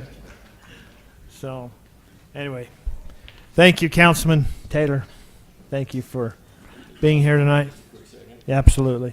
Honest, it will be quick. Thank you all very much for your trust and support. I can't imagine being in a position to make that position, and I hope I never am. But thank you for your support, and I will do my very best to earn that trust. Thank you. I would like to thank the council for not bringing this to a 2-2 vote. So that was going to be tough. So Well, we watched a very different part of democracy in action tonight. This is probably going to be the first for us, maybe the last. So, but excited to work with Councilman Taylor again. We've worked together in the council before, and I know what we have with Councilman Taylor. We have a worker, and so with that in mind, we're going to go to work. Okay, so we have. So you know that the city council, we receive a packet each week with all the information that is on for action items and common consent agendas. And every one of these candidates were given that packet in preparation for being here tonight, because we knew that once whoever that person was chosen, that they would need to make some very tough decisions tonight. And so I just want the public to know that, because sometimes we don't have to deliberate very long, because staff has done a great job in preparing us. And if we have some questions in advance, sometimes we'll go right to the staff themselves and they'll answer those questions. So, so I think we're all up to speed, and I am going to. Mayor, if I could, just for your information, the packet was 201 pages long this week. Yep. We were given 12 more pages as a supplement. Now, we don't have to read every single word on every page, because a lot of it is background and stuff. But they're a good bit of reading every time there's a city council meeting, and they're quite informative. So thanks to the staff, they're well put together. Okay. We'll move on then to the common consent agenda. And in the course of time, I'm going to just, rather than go out and audibly state them, there's 7 items as presented on the agenda. Do I have a motion to approve the items as presented? Mayor, I'll make a motion to approve items 1, 2, 3, 5, 6, and 7 per staff's recommendation. I believe we need to pull item 4 off and wait for those items to be completed. State that again. 1. 1, 2, 3, 5, 6, 7.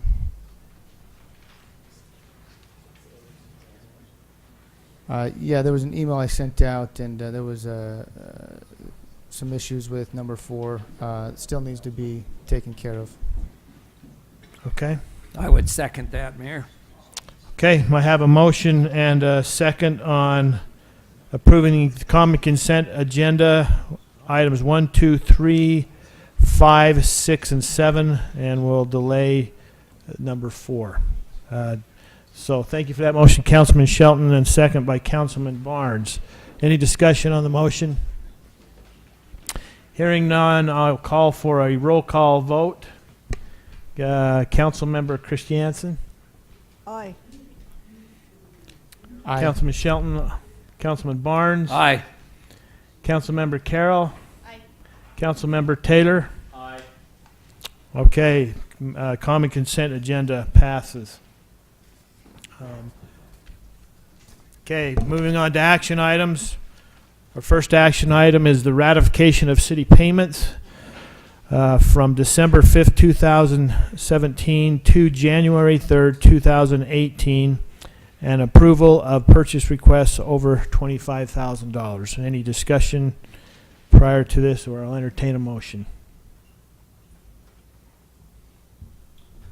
I'll make the motion. I don't see where it's worded, but I'll just make the motion to approve the ratification of the city payments from December 5th, 2017 to January 3rd, 2018, with approval of purchase requests in amounts over $25,000. Okay. Thank you for that motion.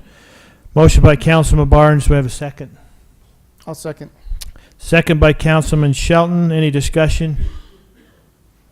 Hearing none, I'll call for a roll call vote on the city payments. Councilmember Christiansen. Aye. Councilmember Shelton. Aye. Councilmember Barnes. Aye. Councilmember Carroll. Aye. Councilmember Taylor. Aye. Thank you. Action item number 2. Review and action on an agreement for the Sharp Bybee annexation consisting of 7.555 acres and located at approximately 1450 South, 500 East.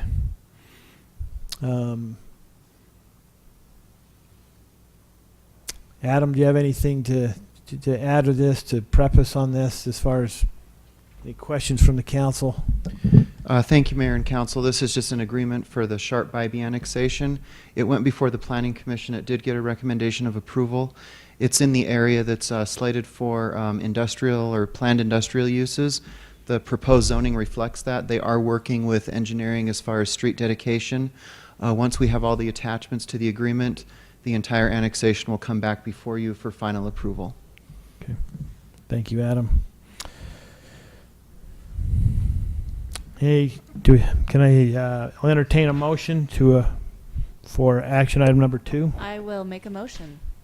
I move to approve the agreement for the Sharp Bybee annexation consisting of 7.555 acres and located at approximately 1450 South, 500 East.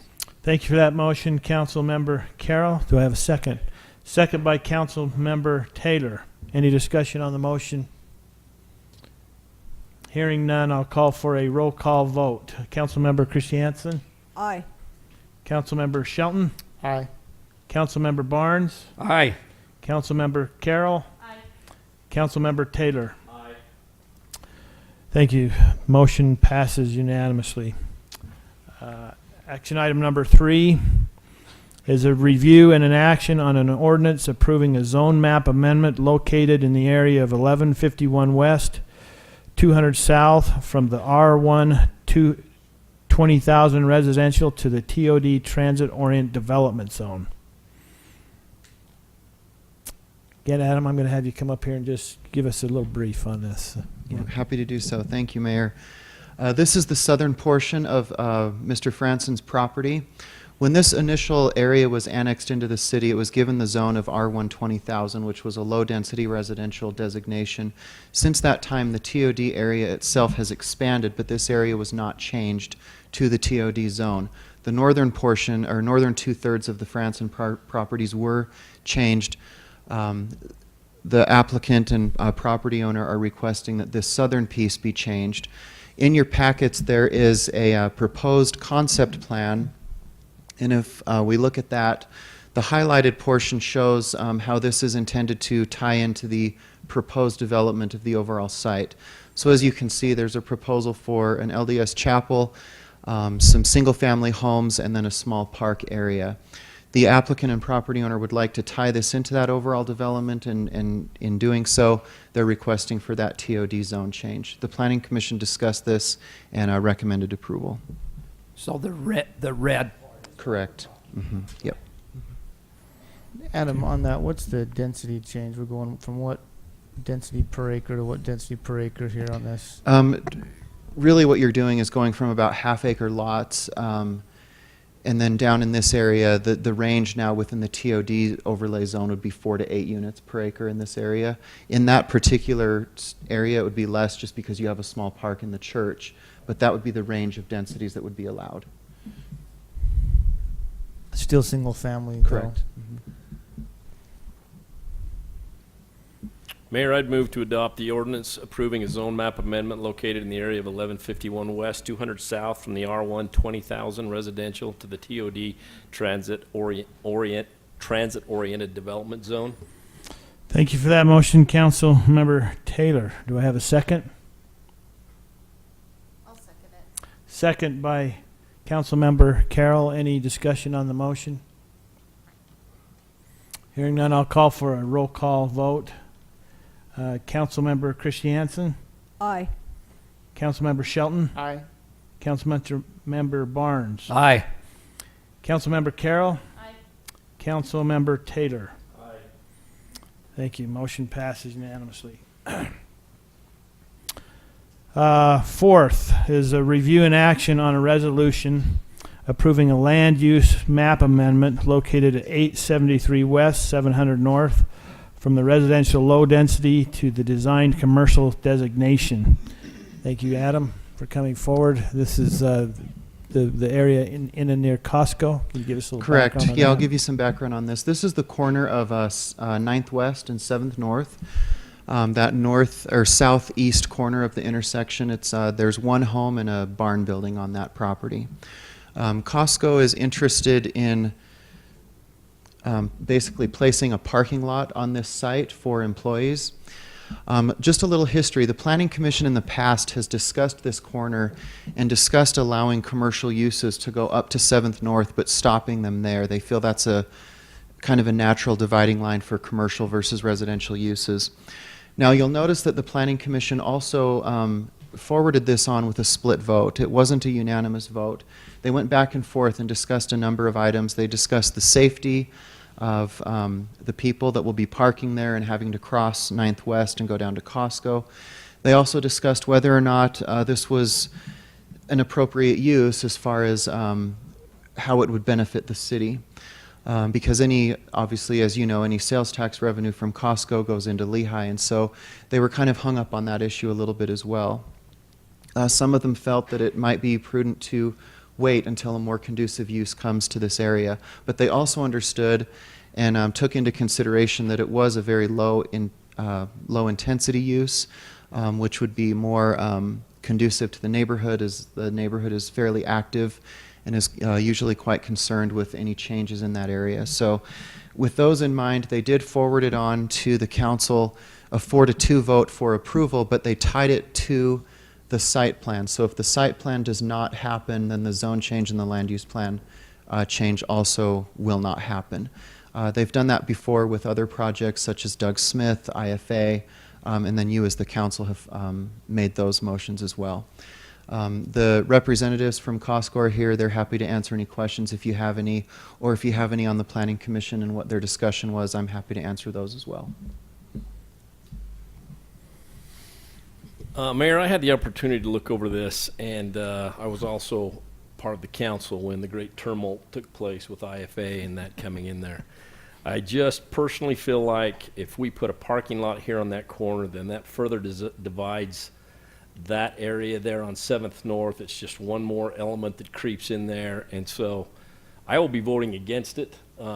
And it's not that I don't appreciate Costco and their employees having to have a place to park, but I love that bumper of that lot there.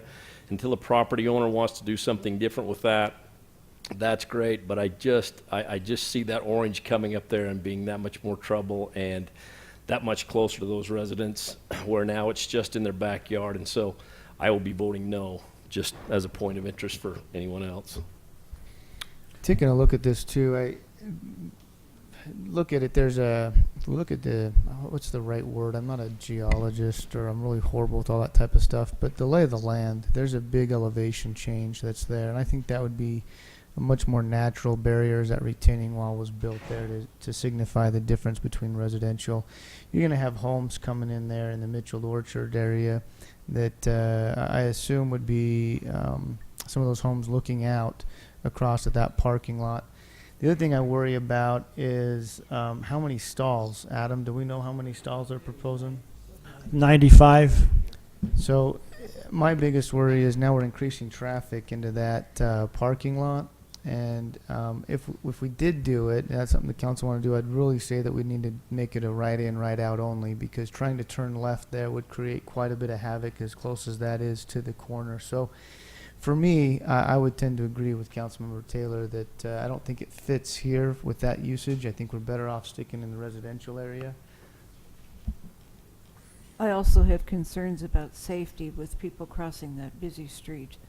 And yes, there is a light there, but human nature being what it is, they try and skirt the lights sometimes. And that's not a good visibility area for that. Especially if you're late for work, right? I have a couple of questions, if I may, Vendalina, as long as you have that up there. Adam, on the top right, as I look at it, it says widen existing drive, and these questions kind of come from the minutes. Where do they anticipate the entrance and the exit or exits for this property? What you see on this concept is pushing that entrance point as far to the east as possible to be further away from the intersection. Now, they didn't go into great detail because they weren't discussing a site plan. This was just shown to them as if that was approved, this is coming forward, or some version of this. So they were relating safety concerns they had, but we didn't dive into the issues of the site plan because that wasn't what was before Wasn't there, them. but that's kind of the concept at this point. Yeah. Planning Commission was okay with that, and it was a split vote. It was, And Costco's okay with that, as far as we know, just the concept again. From the discussions in Planning Commission, they seem to be willing to address any of the conditions or concerns that were brought up at the time. Okay, line 20 of the minutes from that meeting state, Mr. Franson asked if a 6-foot fence was being installed to provide a buffer between the two properties. That would be to the one to the east. Just on the east side? Yes, because to the south is already commercial and there's already a wall there. And it would be a 6-foot cinder block or block wall of some kind. It's not a chain link. No, again, that would be something that would be looked at the But site that has plan. not been decided at this point. No.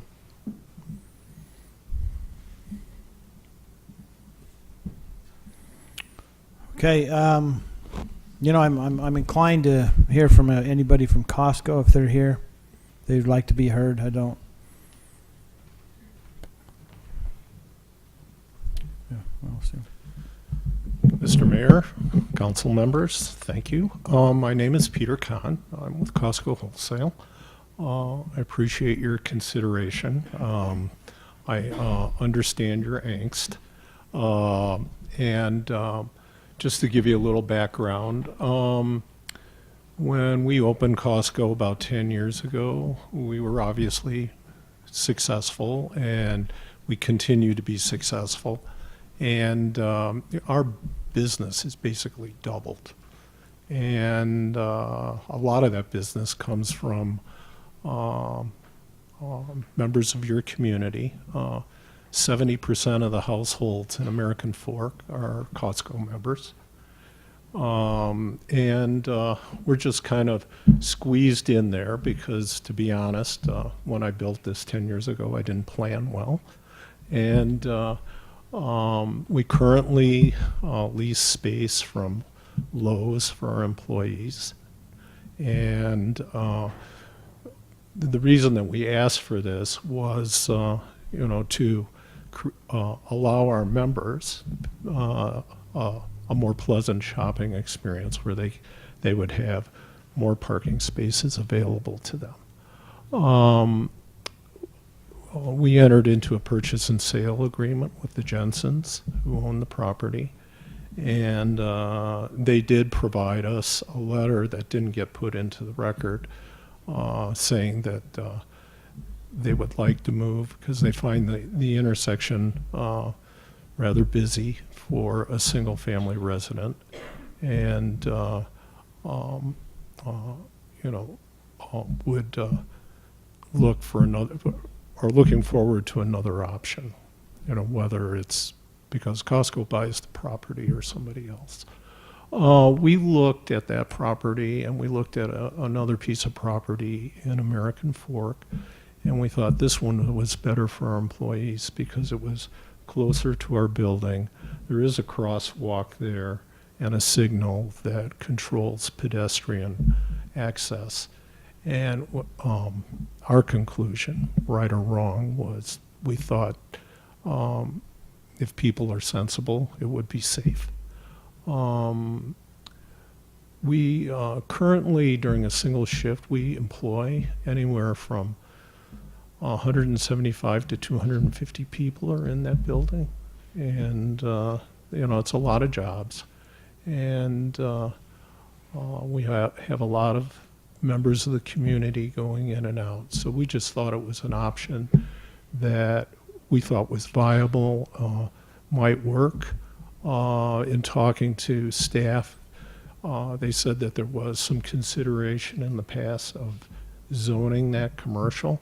So we thought maybe now was a good time to ask the question. So here we are. Thank you. So, in summary, at this point, we have a willing seller Absolutely. and a willing buyer. Yes, sir. Correct. I'd like to ask the chief a question. Sorry to put you on the spot. Any concern as far as public safety with this crossing? We all know those are both busy roads. I'm going to guess in most cases these employees are adults, and they darn well better know that green means go and red means stop. And if not, they probably ought to be fired because they shouldn't be working at Costco. But any concerns from the police? I talked for a minute just to give you time to think about it, Chief. No, we obviously worry about pedestrian safety, but as long as the traffic devices are followed, we should be okay. And maybe, just so you know, we feel that this will be relatively low impact. As you know, our hours are very limited. We're not a 24-hour operation. Basically, our employees will be using it in the morning, and then most of our employees are out of the building by 9:30 at night. So we expect to have the lights off and just minimal security lighting. So it'll be lights out by 9:30, 10 o'clock. So from that point of view, it'll be relatively low impact to the neighbors. And we also talked to the Planning Commission about putting a gate there to make sure that it was only Costco employees using it. That way. And you're okay with that? And we're fine with that, yeah. How many times during the day will those employees move in and out? They're not all going to be there from No, start to we finish. stagger our You shifts, stagger. so it's really Maybe hard 2 to or 3 say. times So, per lot kind or of a thing or something. that might, I think that sounds reasonable. You know, the bakers will come in at 4 in the morning, but they'll probably park at the Lowe's parking lot, and because they'll get first choice, and human nature being what it is, you want to be as close to the door as possible. And then the folks that come in later in the afternoon will probably be forced to park out here if this happens. So that's kind of how we see it'll work. Okay. And I'm happy to answer any other questions that might pop up. Okay, thank you. Any other residents here neighboring this property? Okay. Would All right, like to say where that do you I'm wanna very go? grateful for Costco, and they've done a lot in our community, and so at least an opportunity to thank you for that. But with everything I've noted, I just don't feel like this is the right spot for that, and I want to be a good neighbor and a good contributor to your business, but at the same time, I just don't think that's the right location for me personally. So I'll make a motion to deny the item as presented to the council. Okay, I have a motion to deny this application. Is there a second? I will motion to second that. I just want to say I'm sympathetic to Costco's plight. I think that they bring a lot of good things to American Fork. They help our businesses by drawing customers here. So like Councilman Shelton was saying, I would like to accommodate and see if we can figure something out for you. However, in this particular parcel, I have a hard time with the entrance to it being on a residential street.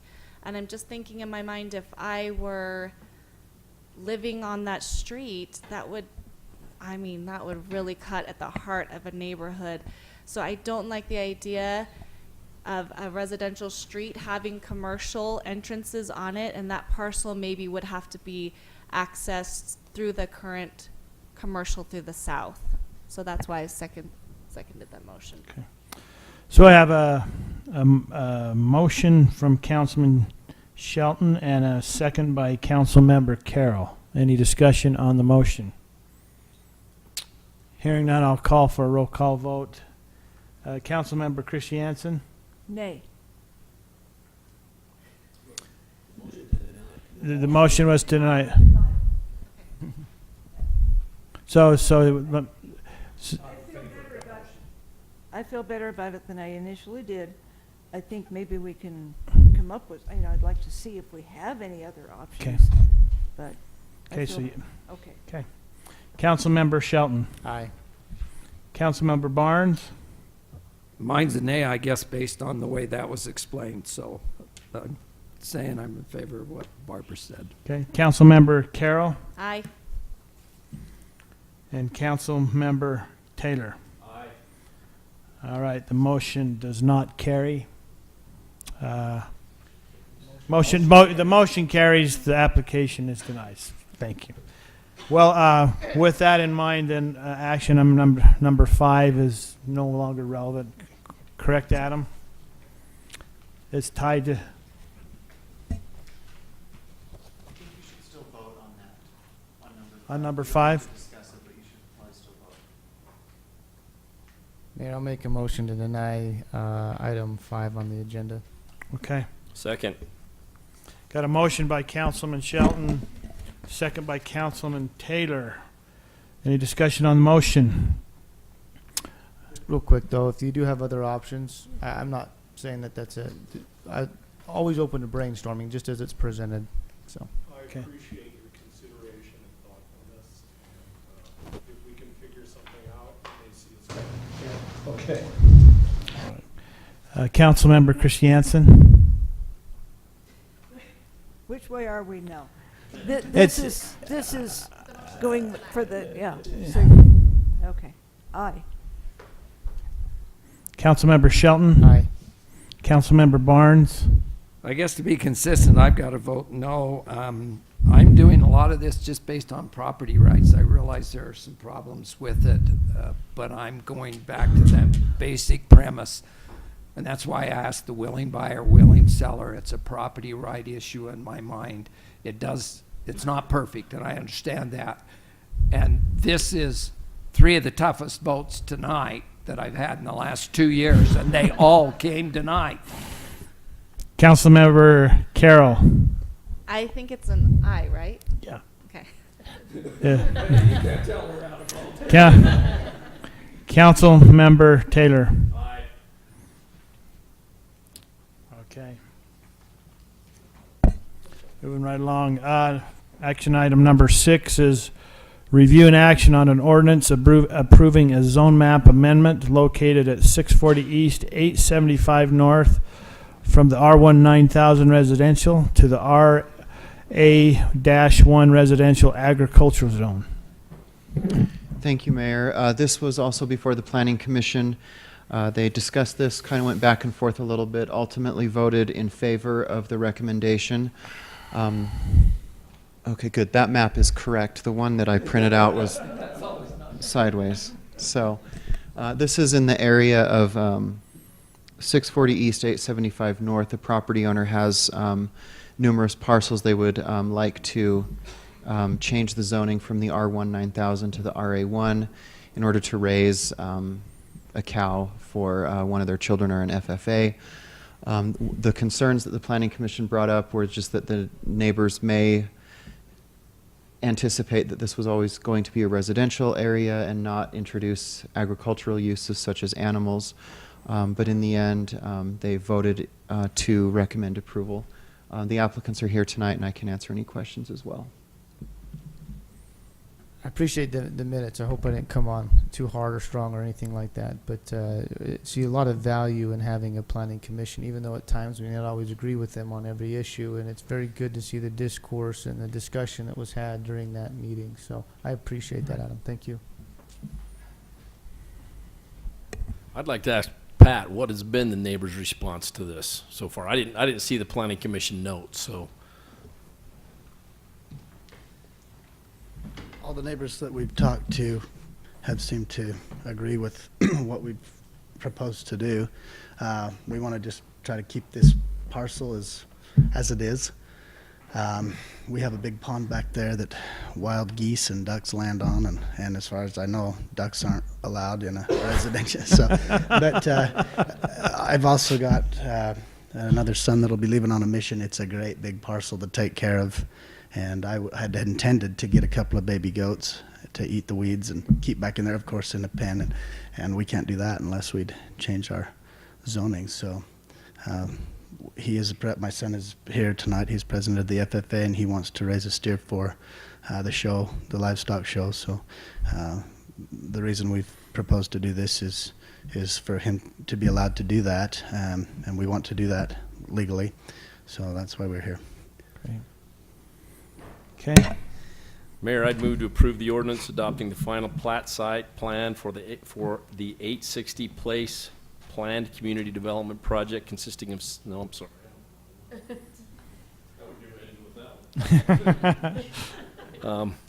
I'd move to adopt the ordinance approving a zone map amendment located at 640 East, 875 North from the R1 9000 residential to the RA1 residential agricultural zone. Thank you for that motion, Councilman Taylor. Do I have a second? Second. Second by Councilmember Christiansen. Any discussion on the motion? Just out of curiosity, my biggest concern would be the neighbors there as well, and I want to take your good word for you. You know what I mean?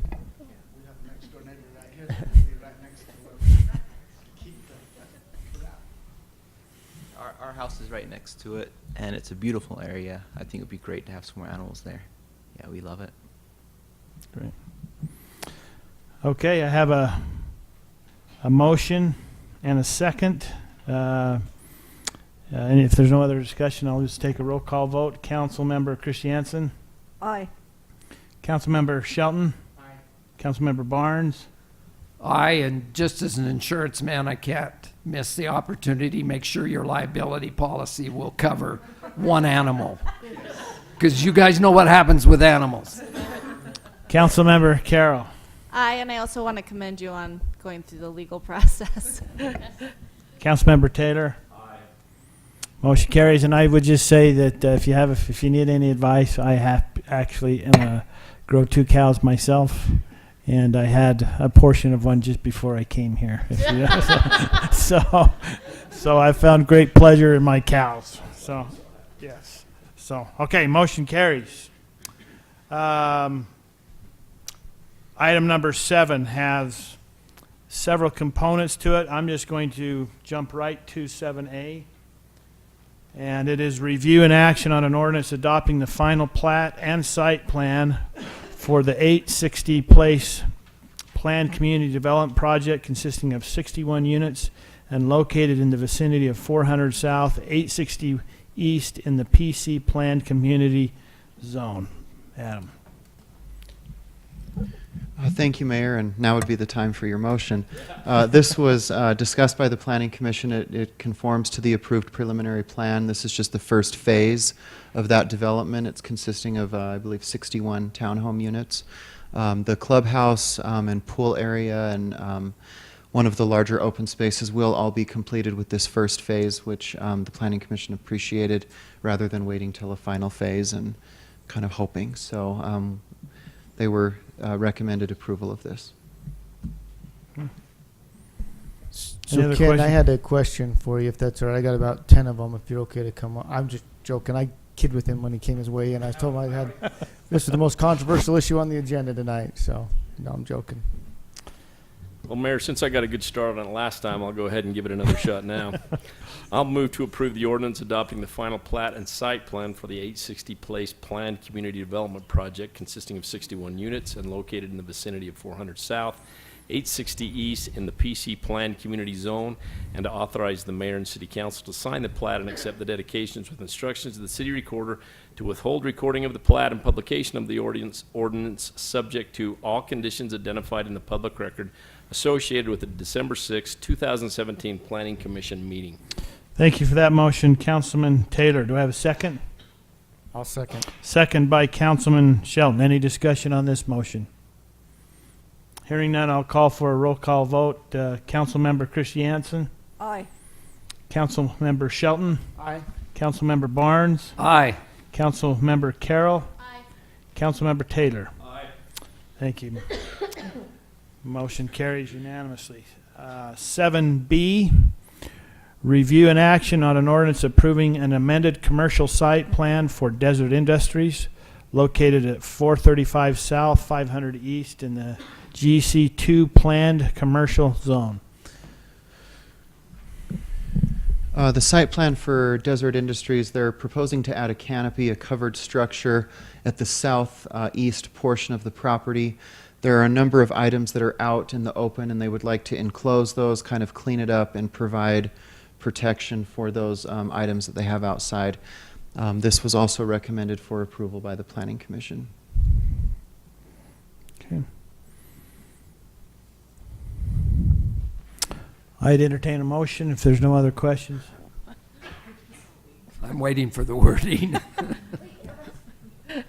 I motion to adopt the ordinance approving an amended commercial site plan for Deseret Industries located at 435 South, 500 East in the GC2 planned commercial zone, with instructions to the city recorder to withhold publication of the ordinance subject to all conditions identified in the public record associated with the December 20th, 2017 Planning Commission meeting.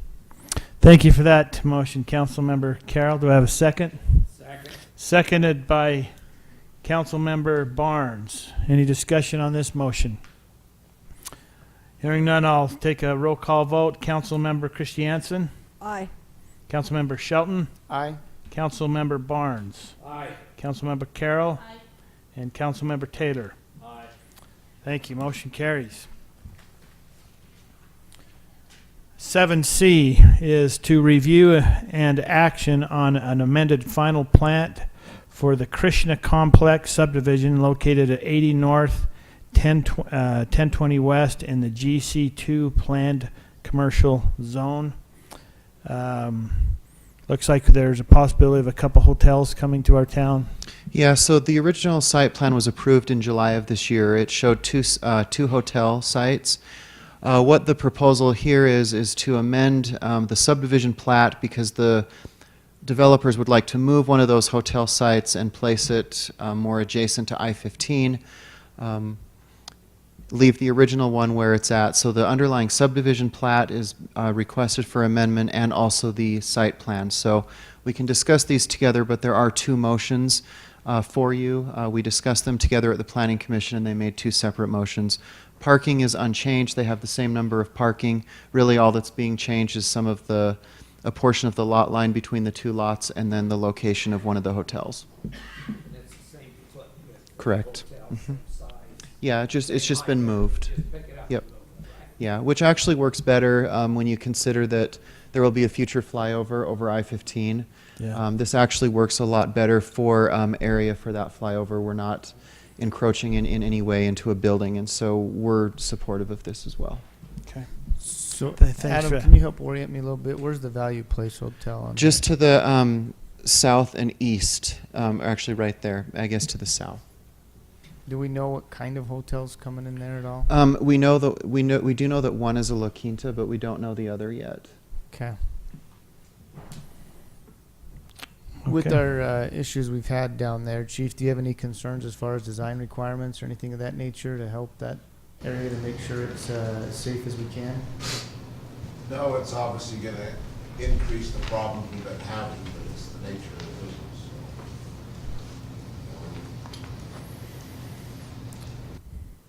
so. Okay. Is there somebody who wants to make a motion on this? All right. I move to approve the amended final plat for the Krishna Complex subdivision located at 80 North, 1020 West in the GC2 planned commercial zone, and to authorize the mayor and city council to sign the plat and accept the dedications with instructions to the city recorder to withhold recording of the plat subject to all conditions identified in the public record associated with the December 6, 2017 Planning Commission meeting. Thank you for that motion, Councilmember Barnes. Do I have a second? Second. Second by Councilmember Christiansen. Any discussion on the motion? One thing I'd like to do is we have more going in there. I know there's property rights attached to it and things of that nature, but I'd really love to see anything we can do from the design side, and maybe I'm asking for a miracle here, but something we can do to help that area down there. I think as that flyover comes in there and traffic increases, we've seen other problems in the city where that could have some potential for some issues. So I'd love to just see, as we look at planning going forward, maybe coordinating with our public safety and see if there's anything we can do and work with the people and the developers to see what we can, because I'm sure that's going to impact their business as well, right? And they want a good quality project, so just some comments. Good idea. Okay, I have a motion and a second. I'm going to call for a roll call vote. Councilmember Christiansen. Aye. Councilmember Shelton. Aye. Councilmember Barnes. Aye. Councilmember Carroll. Aye. And Councilmember Taylor. Aye. All right, motion carries. And 7D is like unto it. They're kind of tight at the hip, and that is a review and action on an ordinance approving an amended commercial site plan for the Krishna Complex located at 80 North, 1020 West in the GC2 planned commercial zone. Mayor, I motion to adopt the ordinance approving the commercial site plan for the Krishna Complex located at 80 North, 1020 West, with the finding that parking as proposed is sufficient for the hotel use and with instructions to the city recorder to withhold publication of the ordinance subject to all conditions identified in the public record associated with the December 6, 2017 Planning Commission meeting. Thank you for that motion, Councilman Taylor. Do I have a second? I'll second. Seconded by Councilman Shelton. Any discussion on the motion? Hearing none, I'll call for a roll call vote. Councilmember Christiansen. Aye. Councilmember Shelton. Aye. Councilmember Barnes. Aye. Councilmember Carroll. Aye. Councilmember Taylor. Aye. All right, motion carries unanimously. 7E is, let me get a little straight here. We're review and action on the final plats for Lakeview Farm subdivisions A, B, and C, consisting of 39 lots located in the area of 530 West, 1120 North, in the R1 9000 residential zone. Thanks, Adam. Thank you, Mayor. This area was recently annexed into the city. It's up on the northwest side of the city, just south of 1120 North. It's a subdivision that proposes 39 lots. All of them are about a minimum half acre and go up to, I believe, around 3/4 of an acre, or not half acre, quarter acre. The Planning Commission reviewed the preliminary plan at their meeting and also the final plats. They approved the preliminary plan and recommended approval of the final plats, and so it's before you tonight. With that, I can answer any questions. Just for orientation, is this the Searle property? Correct. Was it the Searle property? I believe so. I think it was. Maybe we're sure it is. Okay, yeah, it's, It's right there south Yep. of 1120. yeah. It's that whole green area. It's that entire area. So with this, 1120 North will be widened and completed through that area. Through there where it narrows down Mhm. on both ends. And additionally, 540 West will be completed north and south and connect to 1120. So, Oh, so that will go straight through. correct. Mhm. That will be will there be a choke point at 540, or will that, because that's right there as you pass the church, and if you're going north and you're turning The road will left, be widened. it'll be widened right there. Yep. You know what? I think that we should put that on social media right tonight. They'll love it. That'll be a great addition to that area of our community. So, Yeah, they've got it. It's illustrated on the plats. Mhm. Yep. okay, great. All right, I'd entertain a motion. I move to approve the final plats for the Lakeview Farm subdivision. Is this the right one? A, B, and C, consisting of a combined total of 39 lots located in the area of 530 West, 1120 North, in the R1 9000 residential zone, and to authorize the mayor and city council to sign the plat and accept the dedications with instructions to the city recorder to withhold recording of the plat subject to all conditions identified in the public record associated with the December 20th, 2017 Planning Commission meeting. Thank you for that motion, Councilmember Christiansen. Do I have a second? Second. Seconded by Councilmember Barnes. Any discussion on the motion? Just as you mentioned, social media, a lot of comments about as we put that road through and people traveling on it, the speeds, I'm sure that will only maybe become more of a problem as that road now becomes widened. I did notice that people were taking pictures of officers pulling people over there now and showing the enforcement taking place. So I appreciate the responsiveness of the police department and ask that they would continue that as we widen that and hopefully encourage people to be safe. Yeah. And along with that, Chief, 1120, I think, is always going to be a problem for us. You know that. Even with those flashing lights, I've seen people doing 50 miles an hour, and that light's flashing, and I don't know if they can't read or they don't care.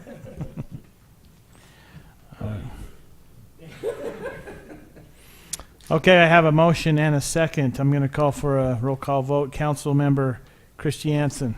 Aye. Councilmember Shelton. Aye. Councilmember Barnes. Aye. Councilmember Carroll. Aye. Councilmember Taylor. Aye. Okay, motion carries.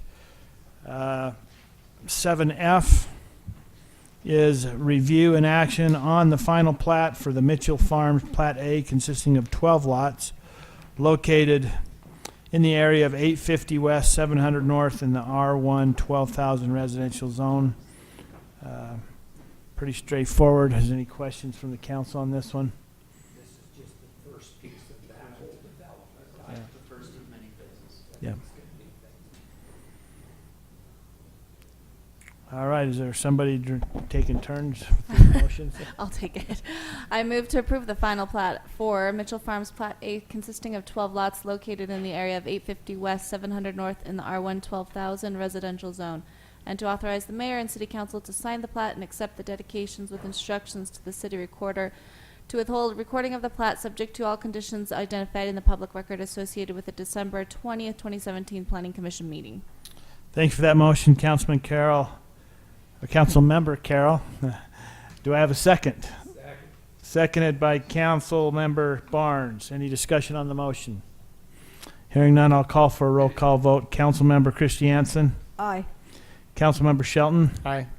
Councilmember Barnes. Aye. Councilmember Carroll. Aye. Councilmember Taylor. Aye. Thank you. Motion carries unanimous.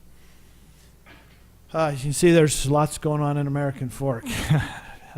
7G is a review and action on the final plat and ordinance adopting the site plan of Ventaro, Phase 1H and 1I, CK Farms, Terracom Communication, Phase 2, located in the vicinity of 600 East, 400 South in the PC Planned Community Zone.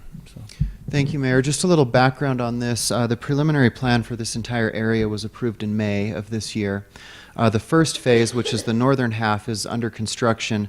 What the developers have done is come back with the south phase. What they wanted to do was, in the original approval, they were all townhomes, they were all attached. So on the north side, that is under construction as the townhomes. They wanted to just kind of give an increase in variety of the products, so they took those townhomes, they separated them out into single-family units that are not attached. And so in doing so, they lost a few of the units, so it lowered the overall count. But they feel that this will just provide another product for home buyers, and so that's why it's before us in this fashion. So. Other than that, all the streets are proposed to remain as they were in the preliminary plan, and the Planning Commission recommended approval. Thank you. All right, any other questions, council? All right. I'll entertain a motion. I'll take a chance. I move to approve the final plat and ordinance adopting the site plan of Ventaro Phases 1-H and 1-I, CK Farms / Terracom Communities Phase 2, located in the vicinity of 600 East, 400 South, in the PC Planned Community Zone, and to authorize the mayor and city council to sign the plat and accept the dedications with instructions to the city recorder to withhold recording of the plat and publication of the ordinance, subject to all conditions identified in the public record associated with the December 20th, 2017 Planning Commission meeting. Thank you for that motion, Councilman Barnes. Do I have a second? Seconded by Councilmember Taylor. Any discussion on this motion? Hearing none, I'll call for a roll call vote. Councilmember Christiansen. Aye. Councilmember Shelton. Aye. Councilmember Barnes. Aye. Councilmember Carroll. Aye. And Councilmember Taylor. Aye. Thank you. Motion carries unanimously.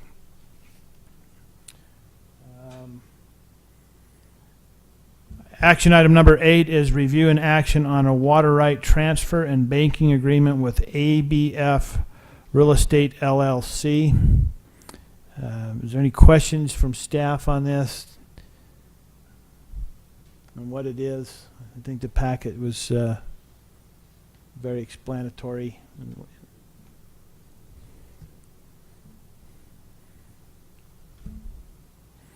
All right, I would entertain a motion.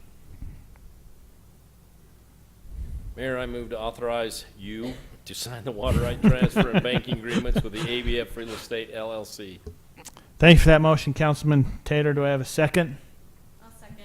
Second by Councilmember Carroll. Any discussion on the motion? Any? All right.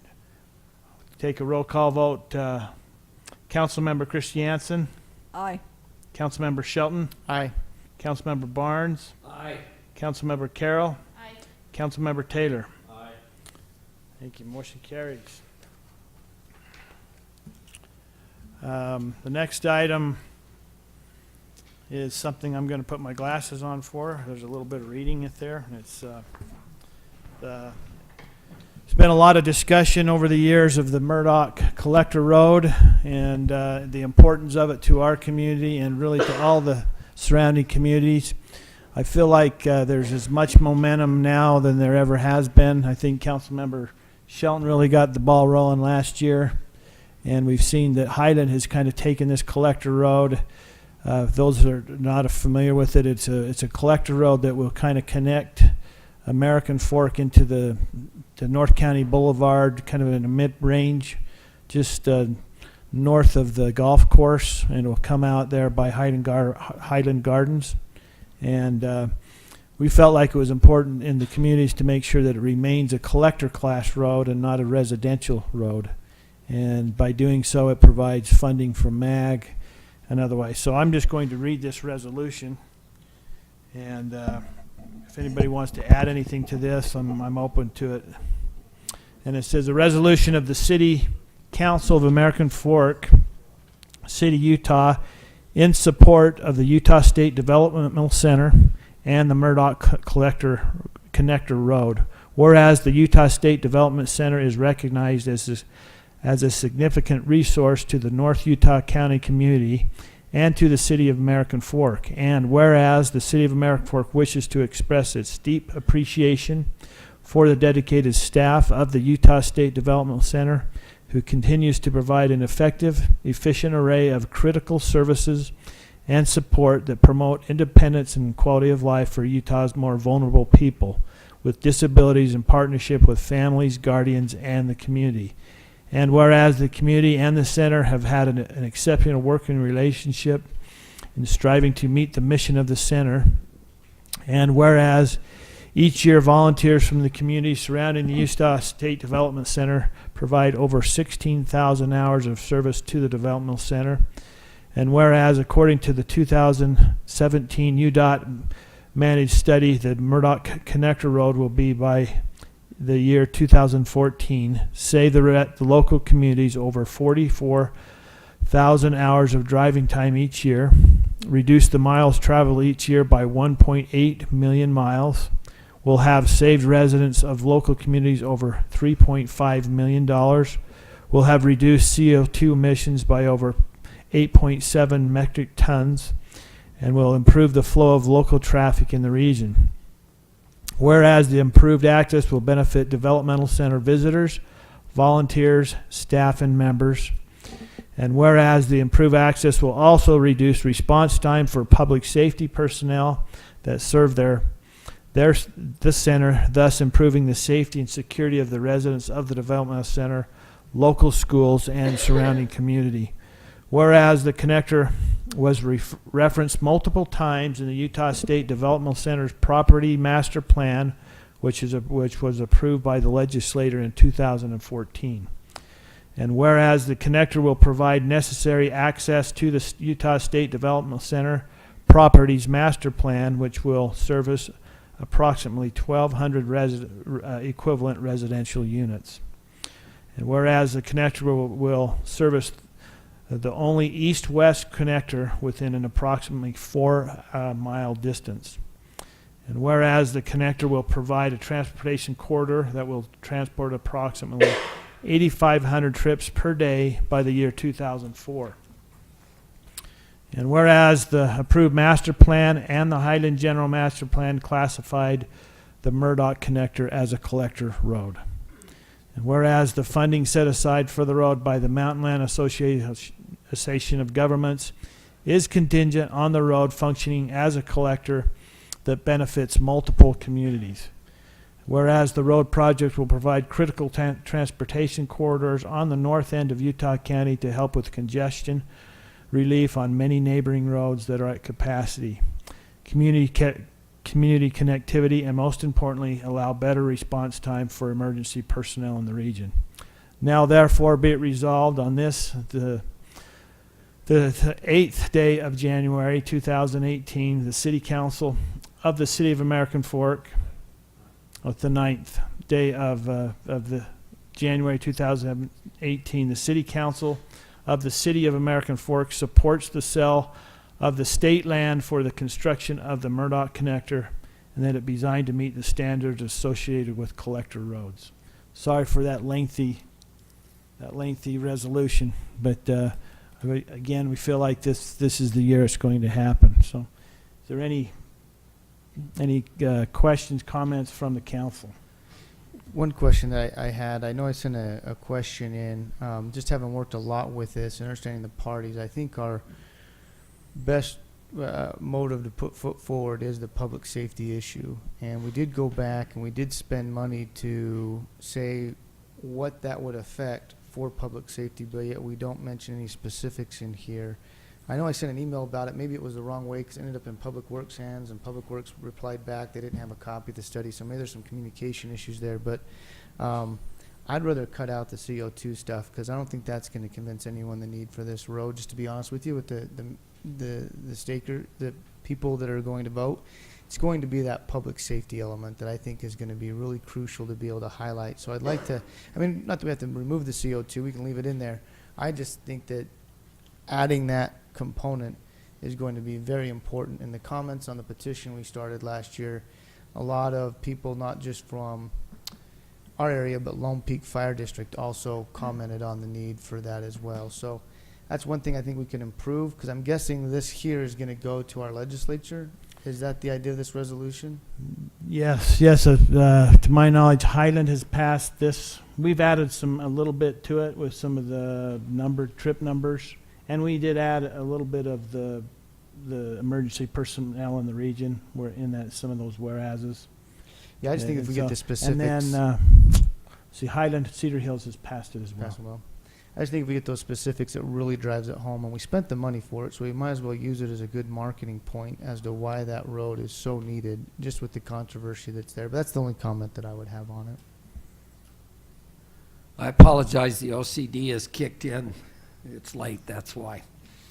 On the page that you're on, under the whereas, the fourth bullet says will have reduced CO2 emissions by over 8.7 metric tons, I think is the way it was read in. I would say that we need to change the M. I'm assuming that means million, and that we ought to spell out million like we did up above so that there's no question. If that's not the correct interpretation of it, then I think it needs the correct interpretation of the 8.7 whatever it is metric tons. Does that make sense, David? And then the packet, the bottom of page 199, which I think is the third page or third to the last, the second bullet up, it says the connector will service the only east-west connector within an approximate 4-mile distance. I think it should say serve as the only east-west connector. But I don't know if that's a big deal. I'm just throwing that out for discussion. And I think I had one more, but it's gone.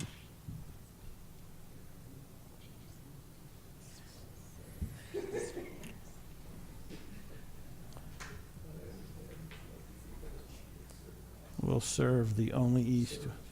Serve as. Okay. I'm comfortable throwing that in there. We'll throw serve as. Yes. It does sound, it's better, it flows better. And we're going to have the opportunity to talk with our legislature about this as well on our upcoming work session. I think this would be something that we'll bring up with them. Yeah. Yes. Have a motion to approve this resolution. Can I make a motion to continue it to next meeting to make sure we add in that public safety element? I really think that's going to be crucial. I know we'll meet with ours, but that's only 3 of however hundreds of legislative members are up there. And usually what they do is they put this in their packet to be able to read. And I hope that they'd understand the significance of the public safety that's there. I just feel like it's been lost in the other criteria that's been given there. I just want to make sure it has that weight. So I'll make that motion. Rob, how would you feel about just suggesting that language to go in that bullet rather than put it off? Yeah. I think, write it? I think it'd be great, but I'd love to see it. I mean, I requested that of staff ahead of time when we came back with they didn't have it. So I just would like to see what that language is going to be to make sure we're hitting the right bullet points. But maybe that's just You know what, and I'll put this one on me in the fact that it was kind of something we worked out more with Highland City and Cedar Hills. And then, but yet we have the ability to add what we want to it. It shows solidarity. There are a few things that there might be a little different, but the core of it is, I think, just getting the funding mechanism for it. I think if our legislatures understand it, I think the words are great, but I do think that more importantly, as long as they have an understanding, they'll be able to drive this home.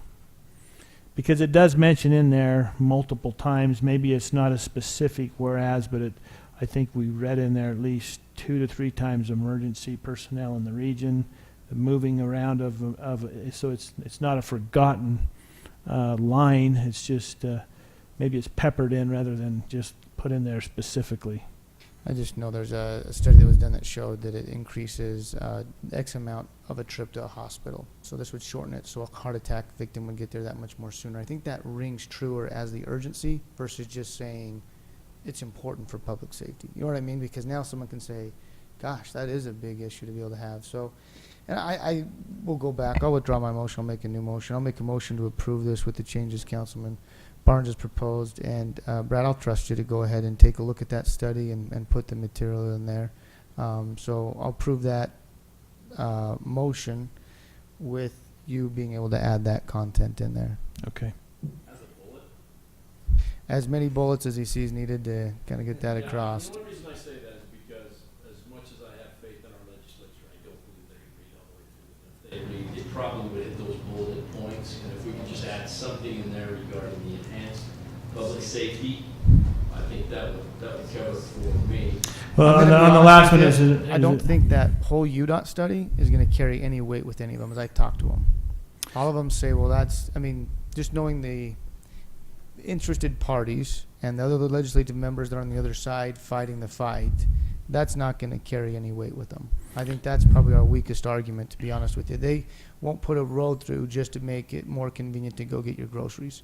But when you say, hey, there's a significant life and health issues that are here, now the government's more willing to jump on board and sell that land. So, you know, just my I'm point for reading being this involved. last whereas, and it's just it says, and most importantly, allows better response times for emergency personnel in the region. General in a way, I guess.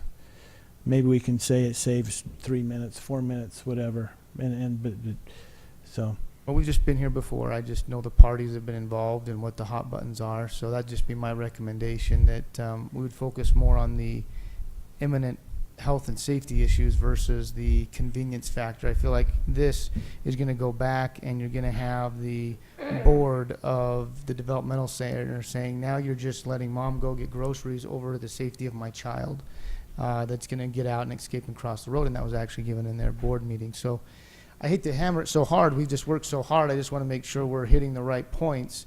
And but if it's not there, it's okay. I'm okay being the dissenting vote. That's fine. No, I think it should be in there, but I think in that last whereas clause it's buried as well. So it's a simple rewording, it's a simple rewrite, and I'd be happy to do it. It basically said, whereas the most important element is better response time of our emergency personnel. So it's not buried at the end of that, because you read the project will provide a critical transportation corridor to the north end of U-10. We'll do it. That's what we're suggesting, and help with congestion and relief on many neighboring roads.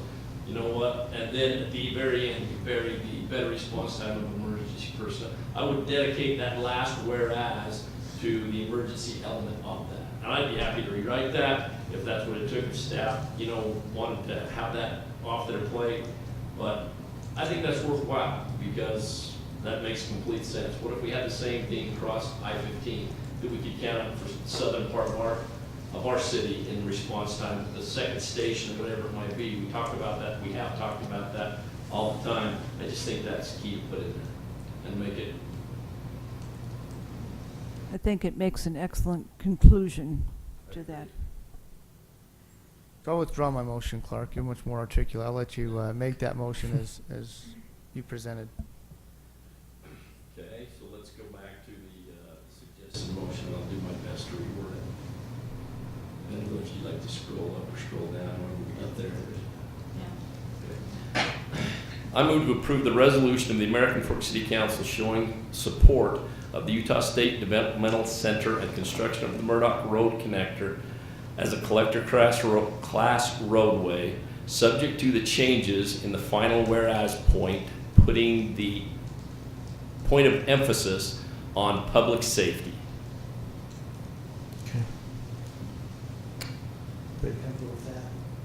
Second. Okay, thank you for that motion, Councilman Taylor, seconded by Councilman Barnes. Any discussion? All right, go to a roll call vote. Councilmember Christiansen? Aye. Councilmember Shelton? Aye. Councilmember Barnes? Aye. Councilmember Carroll? Aye. Councilmember Taylor? Aye. Thank you. Okay, now I would need a motion to enter consideration and action and then entering into a closed session to discuss the acquisition of property and pending litigation. And this will happen downstairs. And so everybody is aware of that. And then we will reconvene and we will adjourn from our regular session downstairs. So, I'll second. motion by Councilman Taylor, second by Councilmember Shelton. All in favor say aye. Aye. Any opposed? Thank you.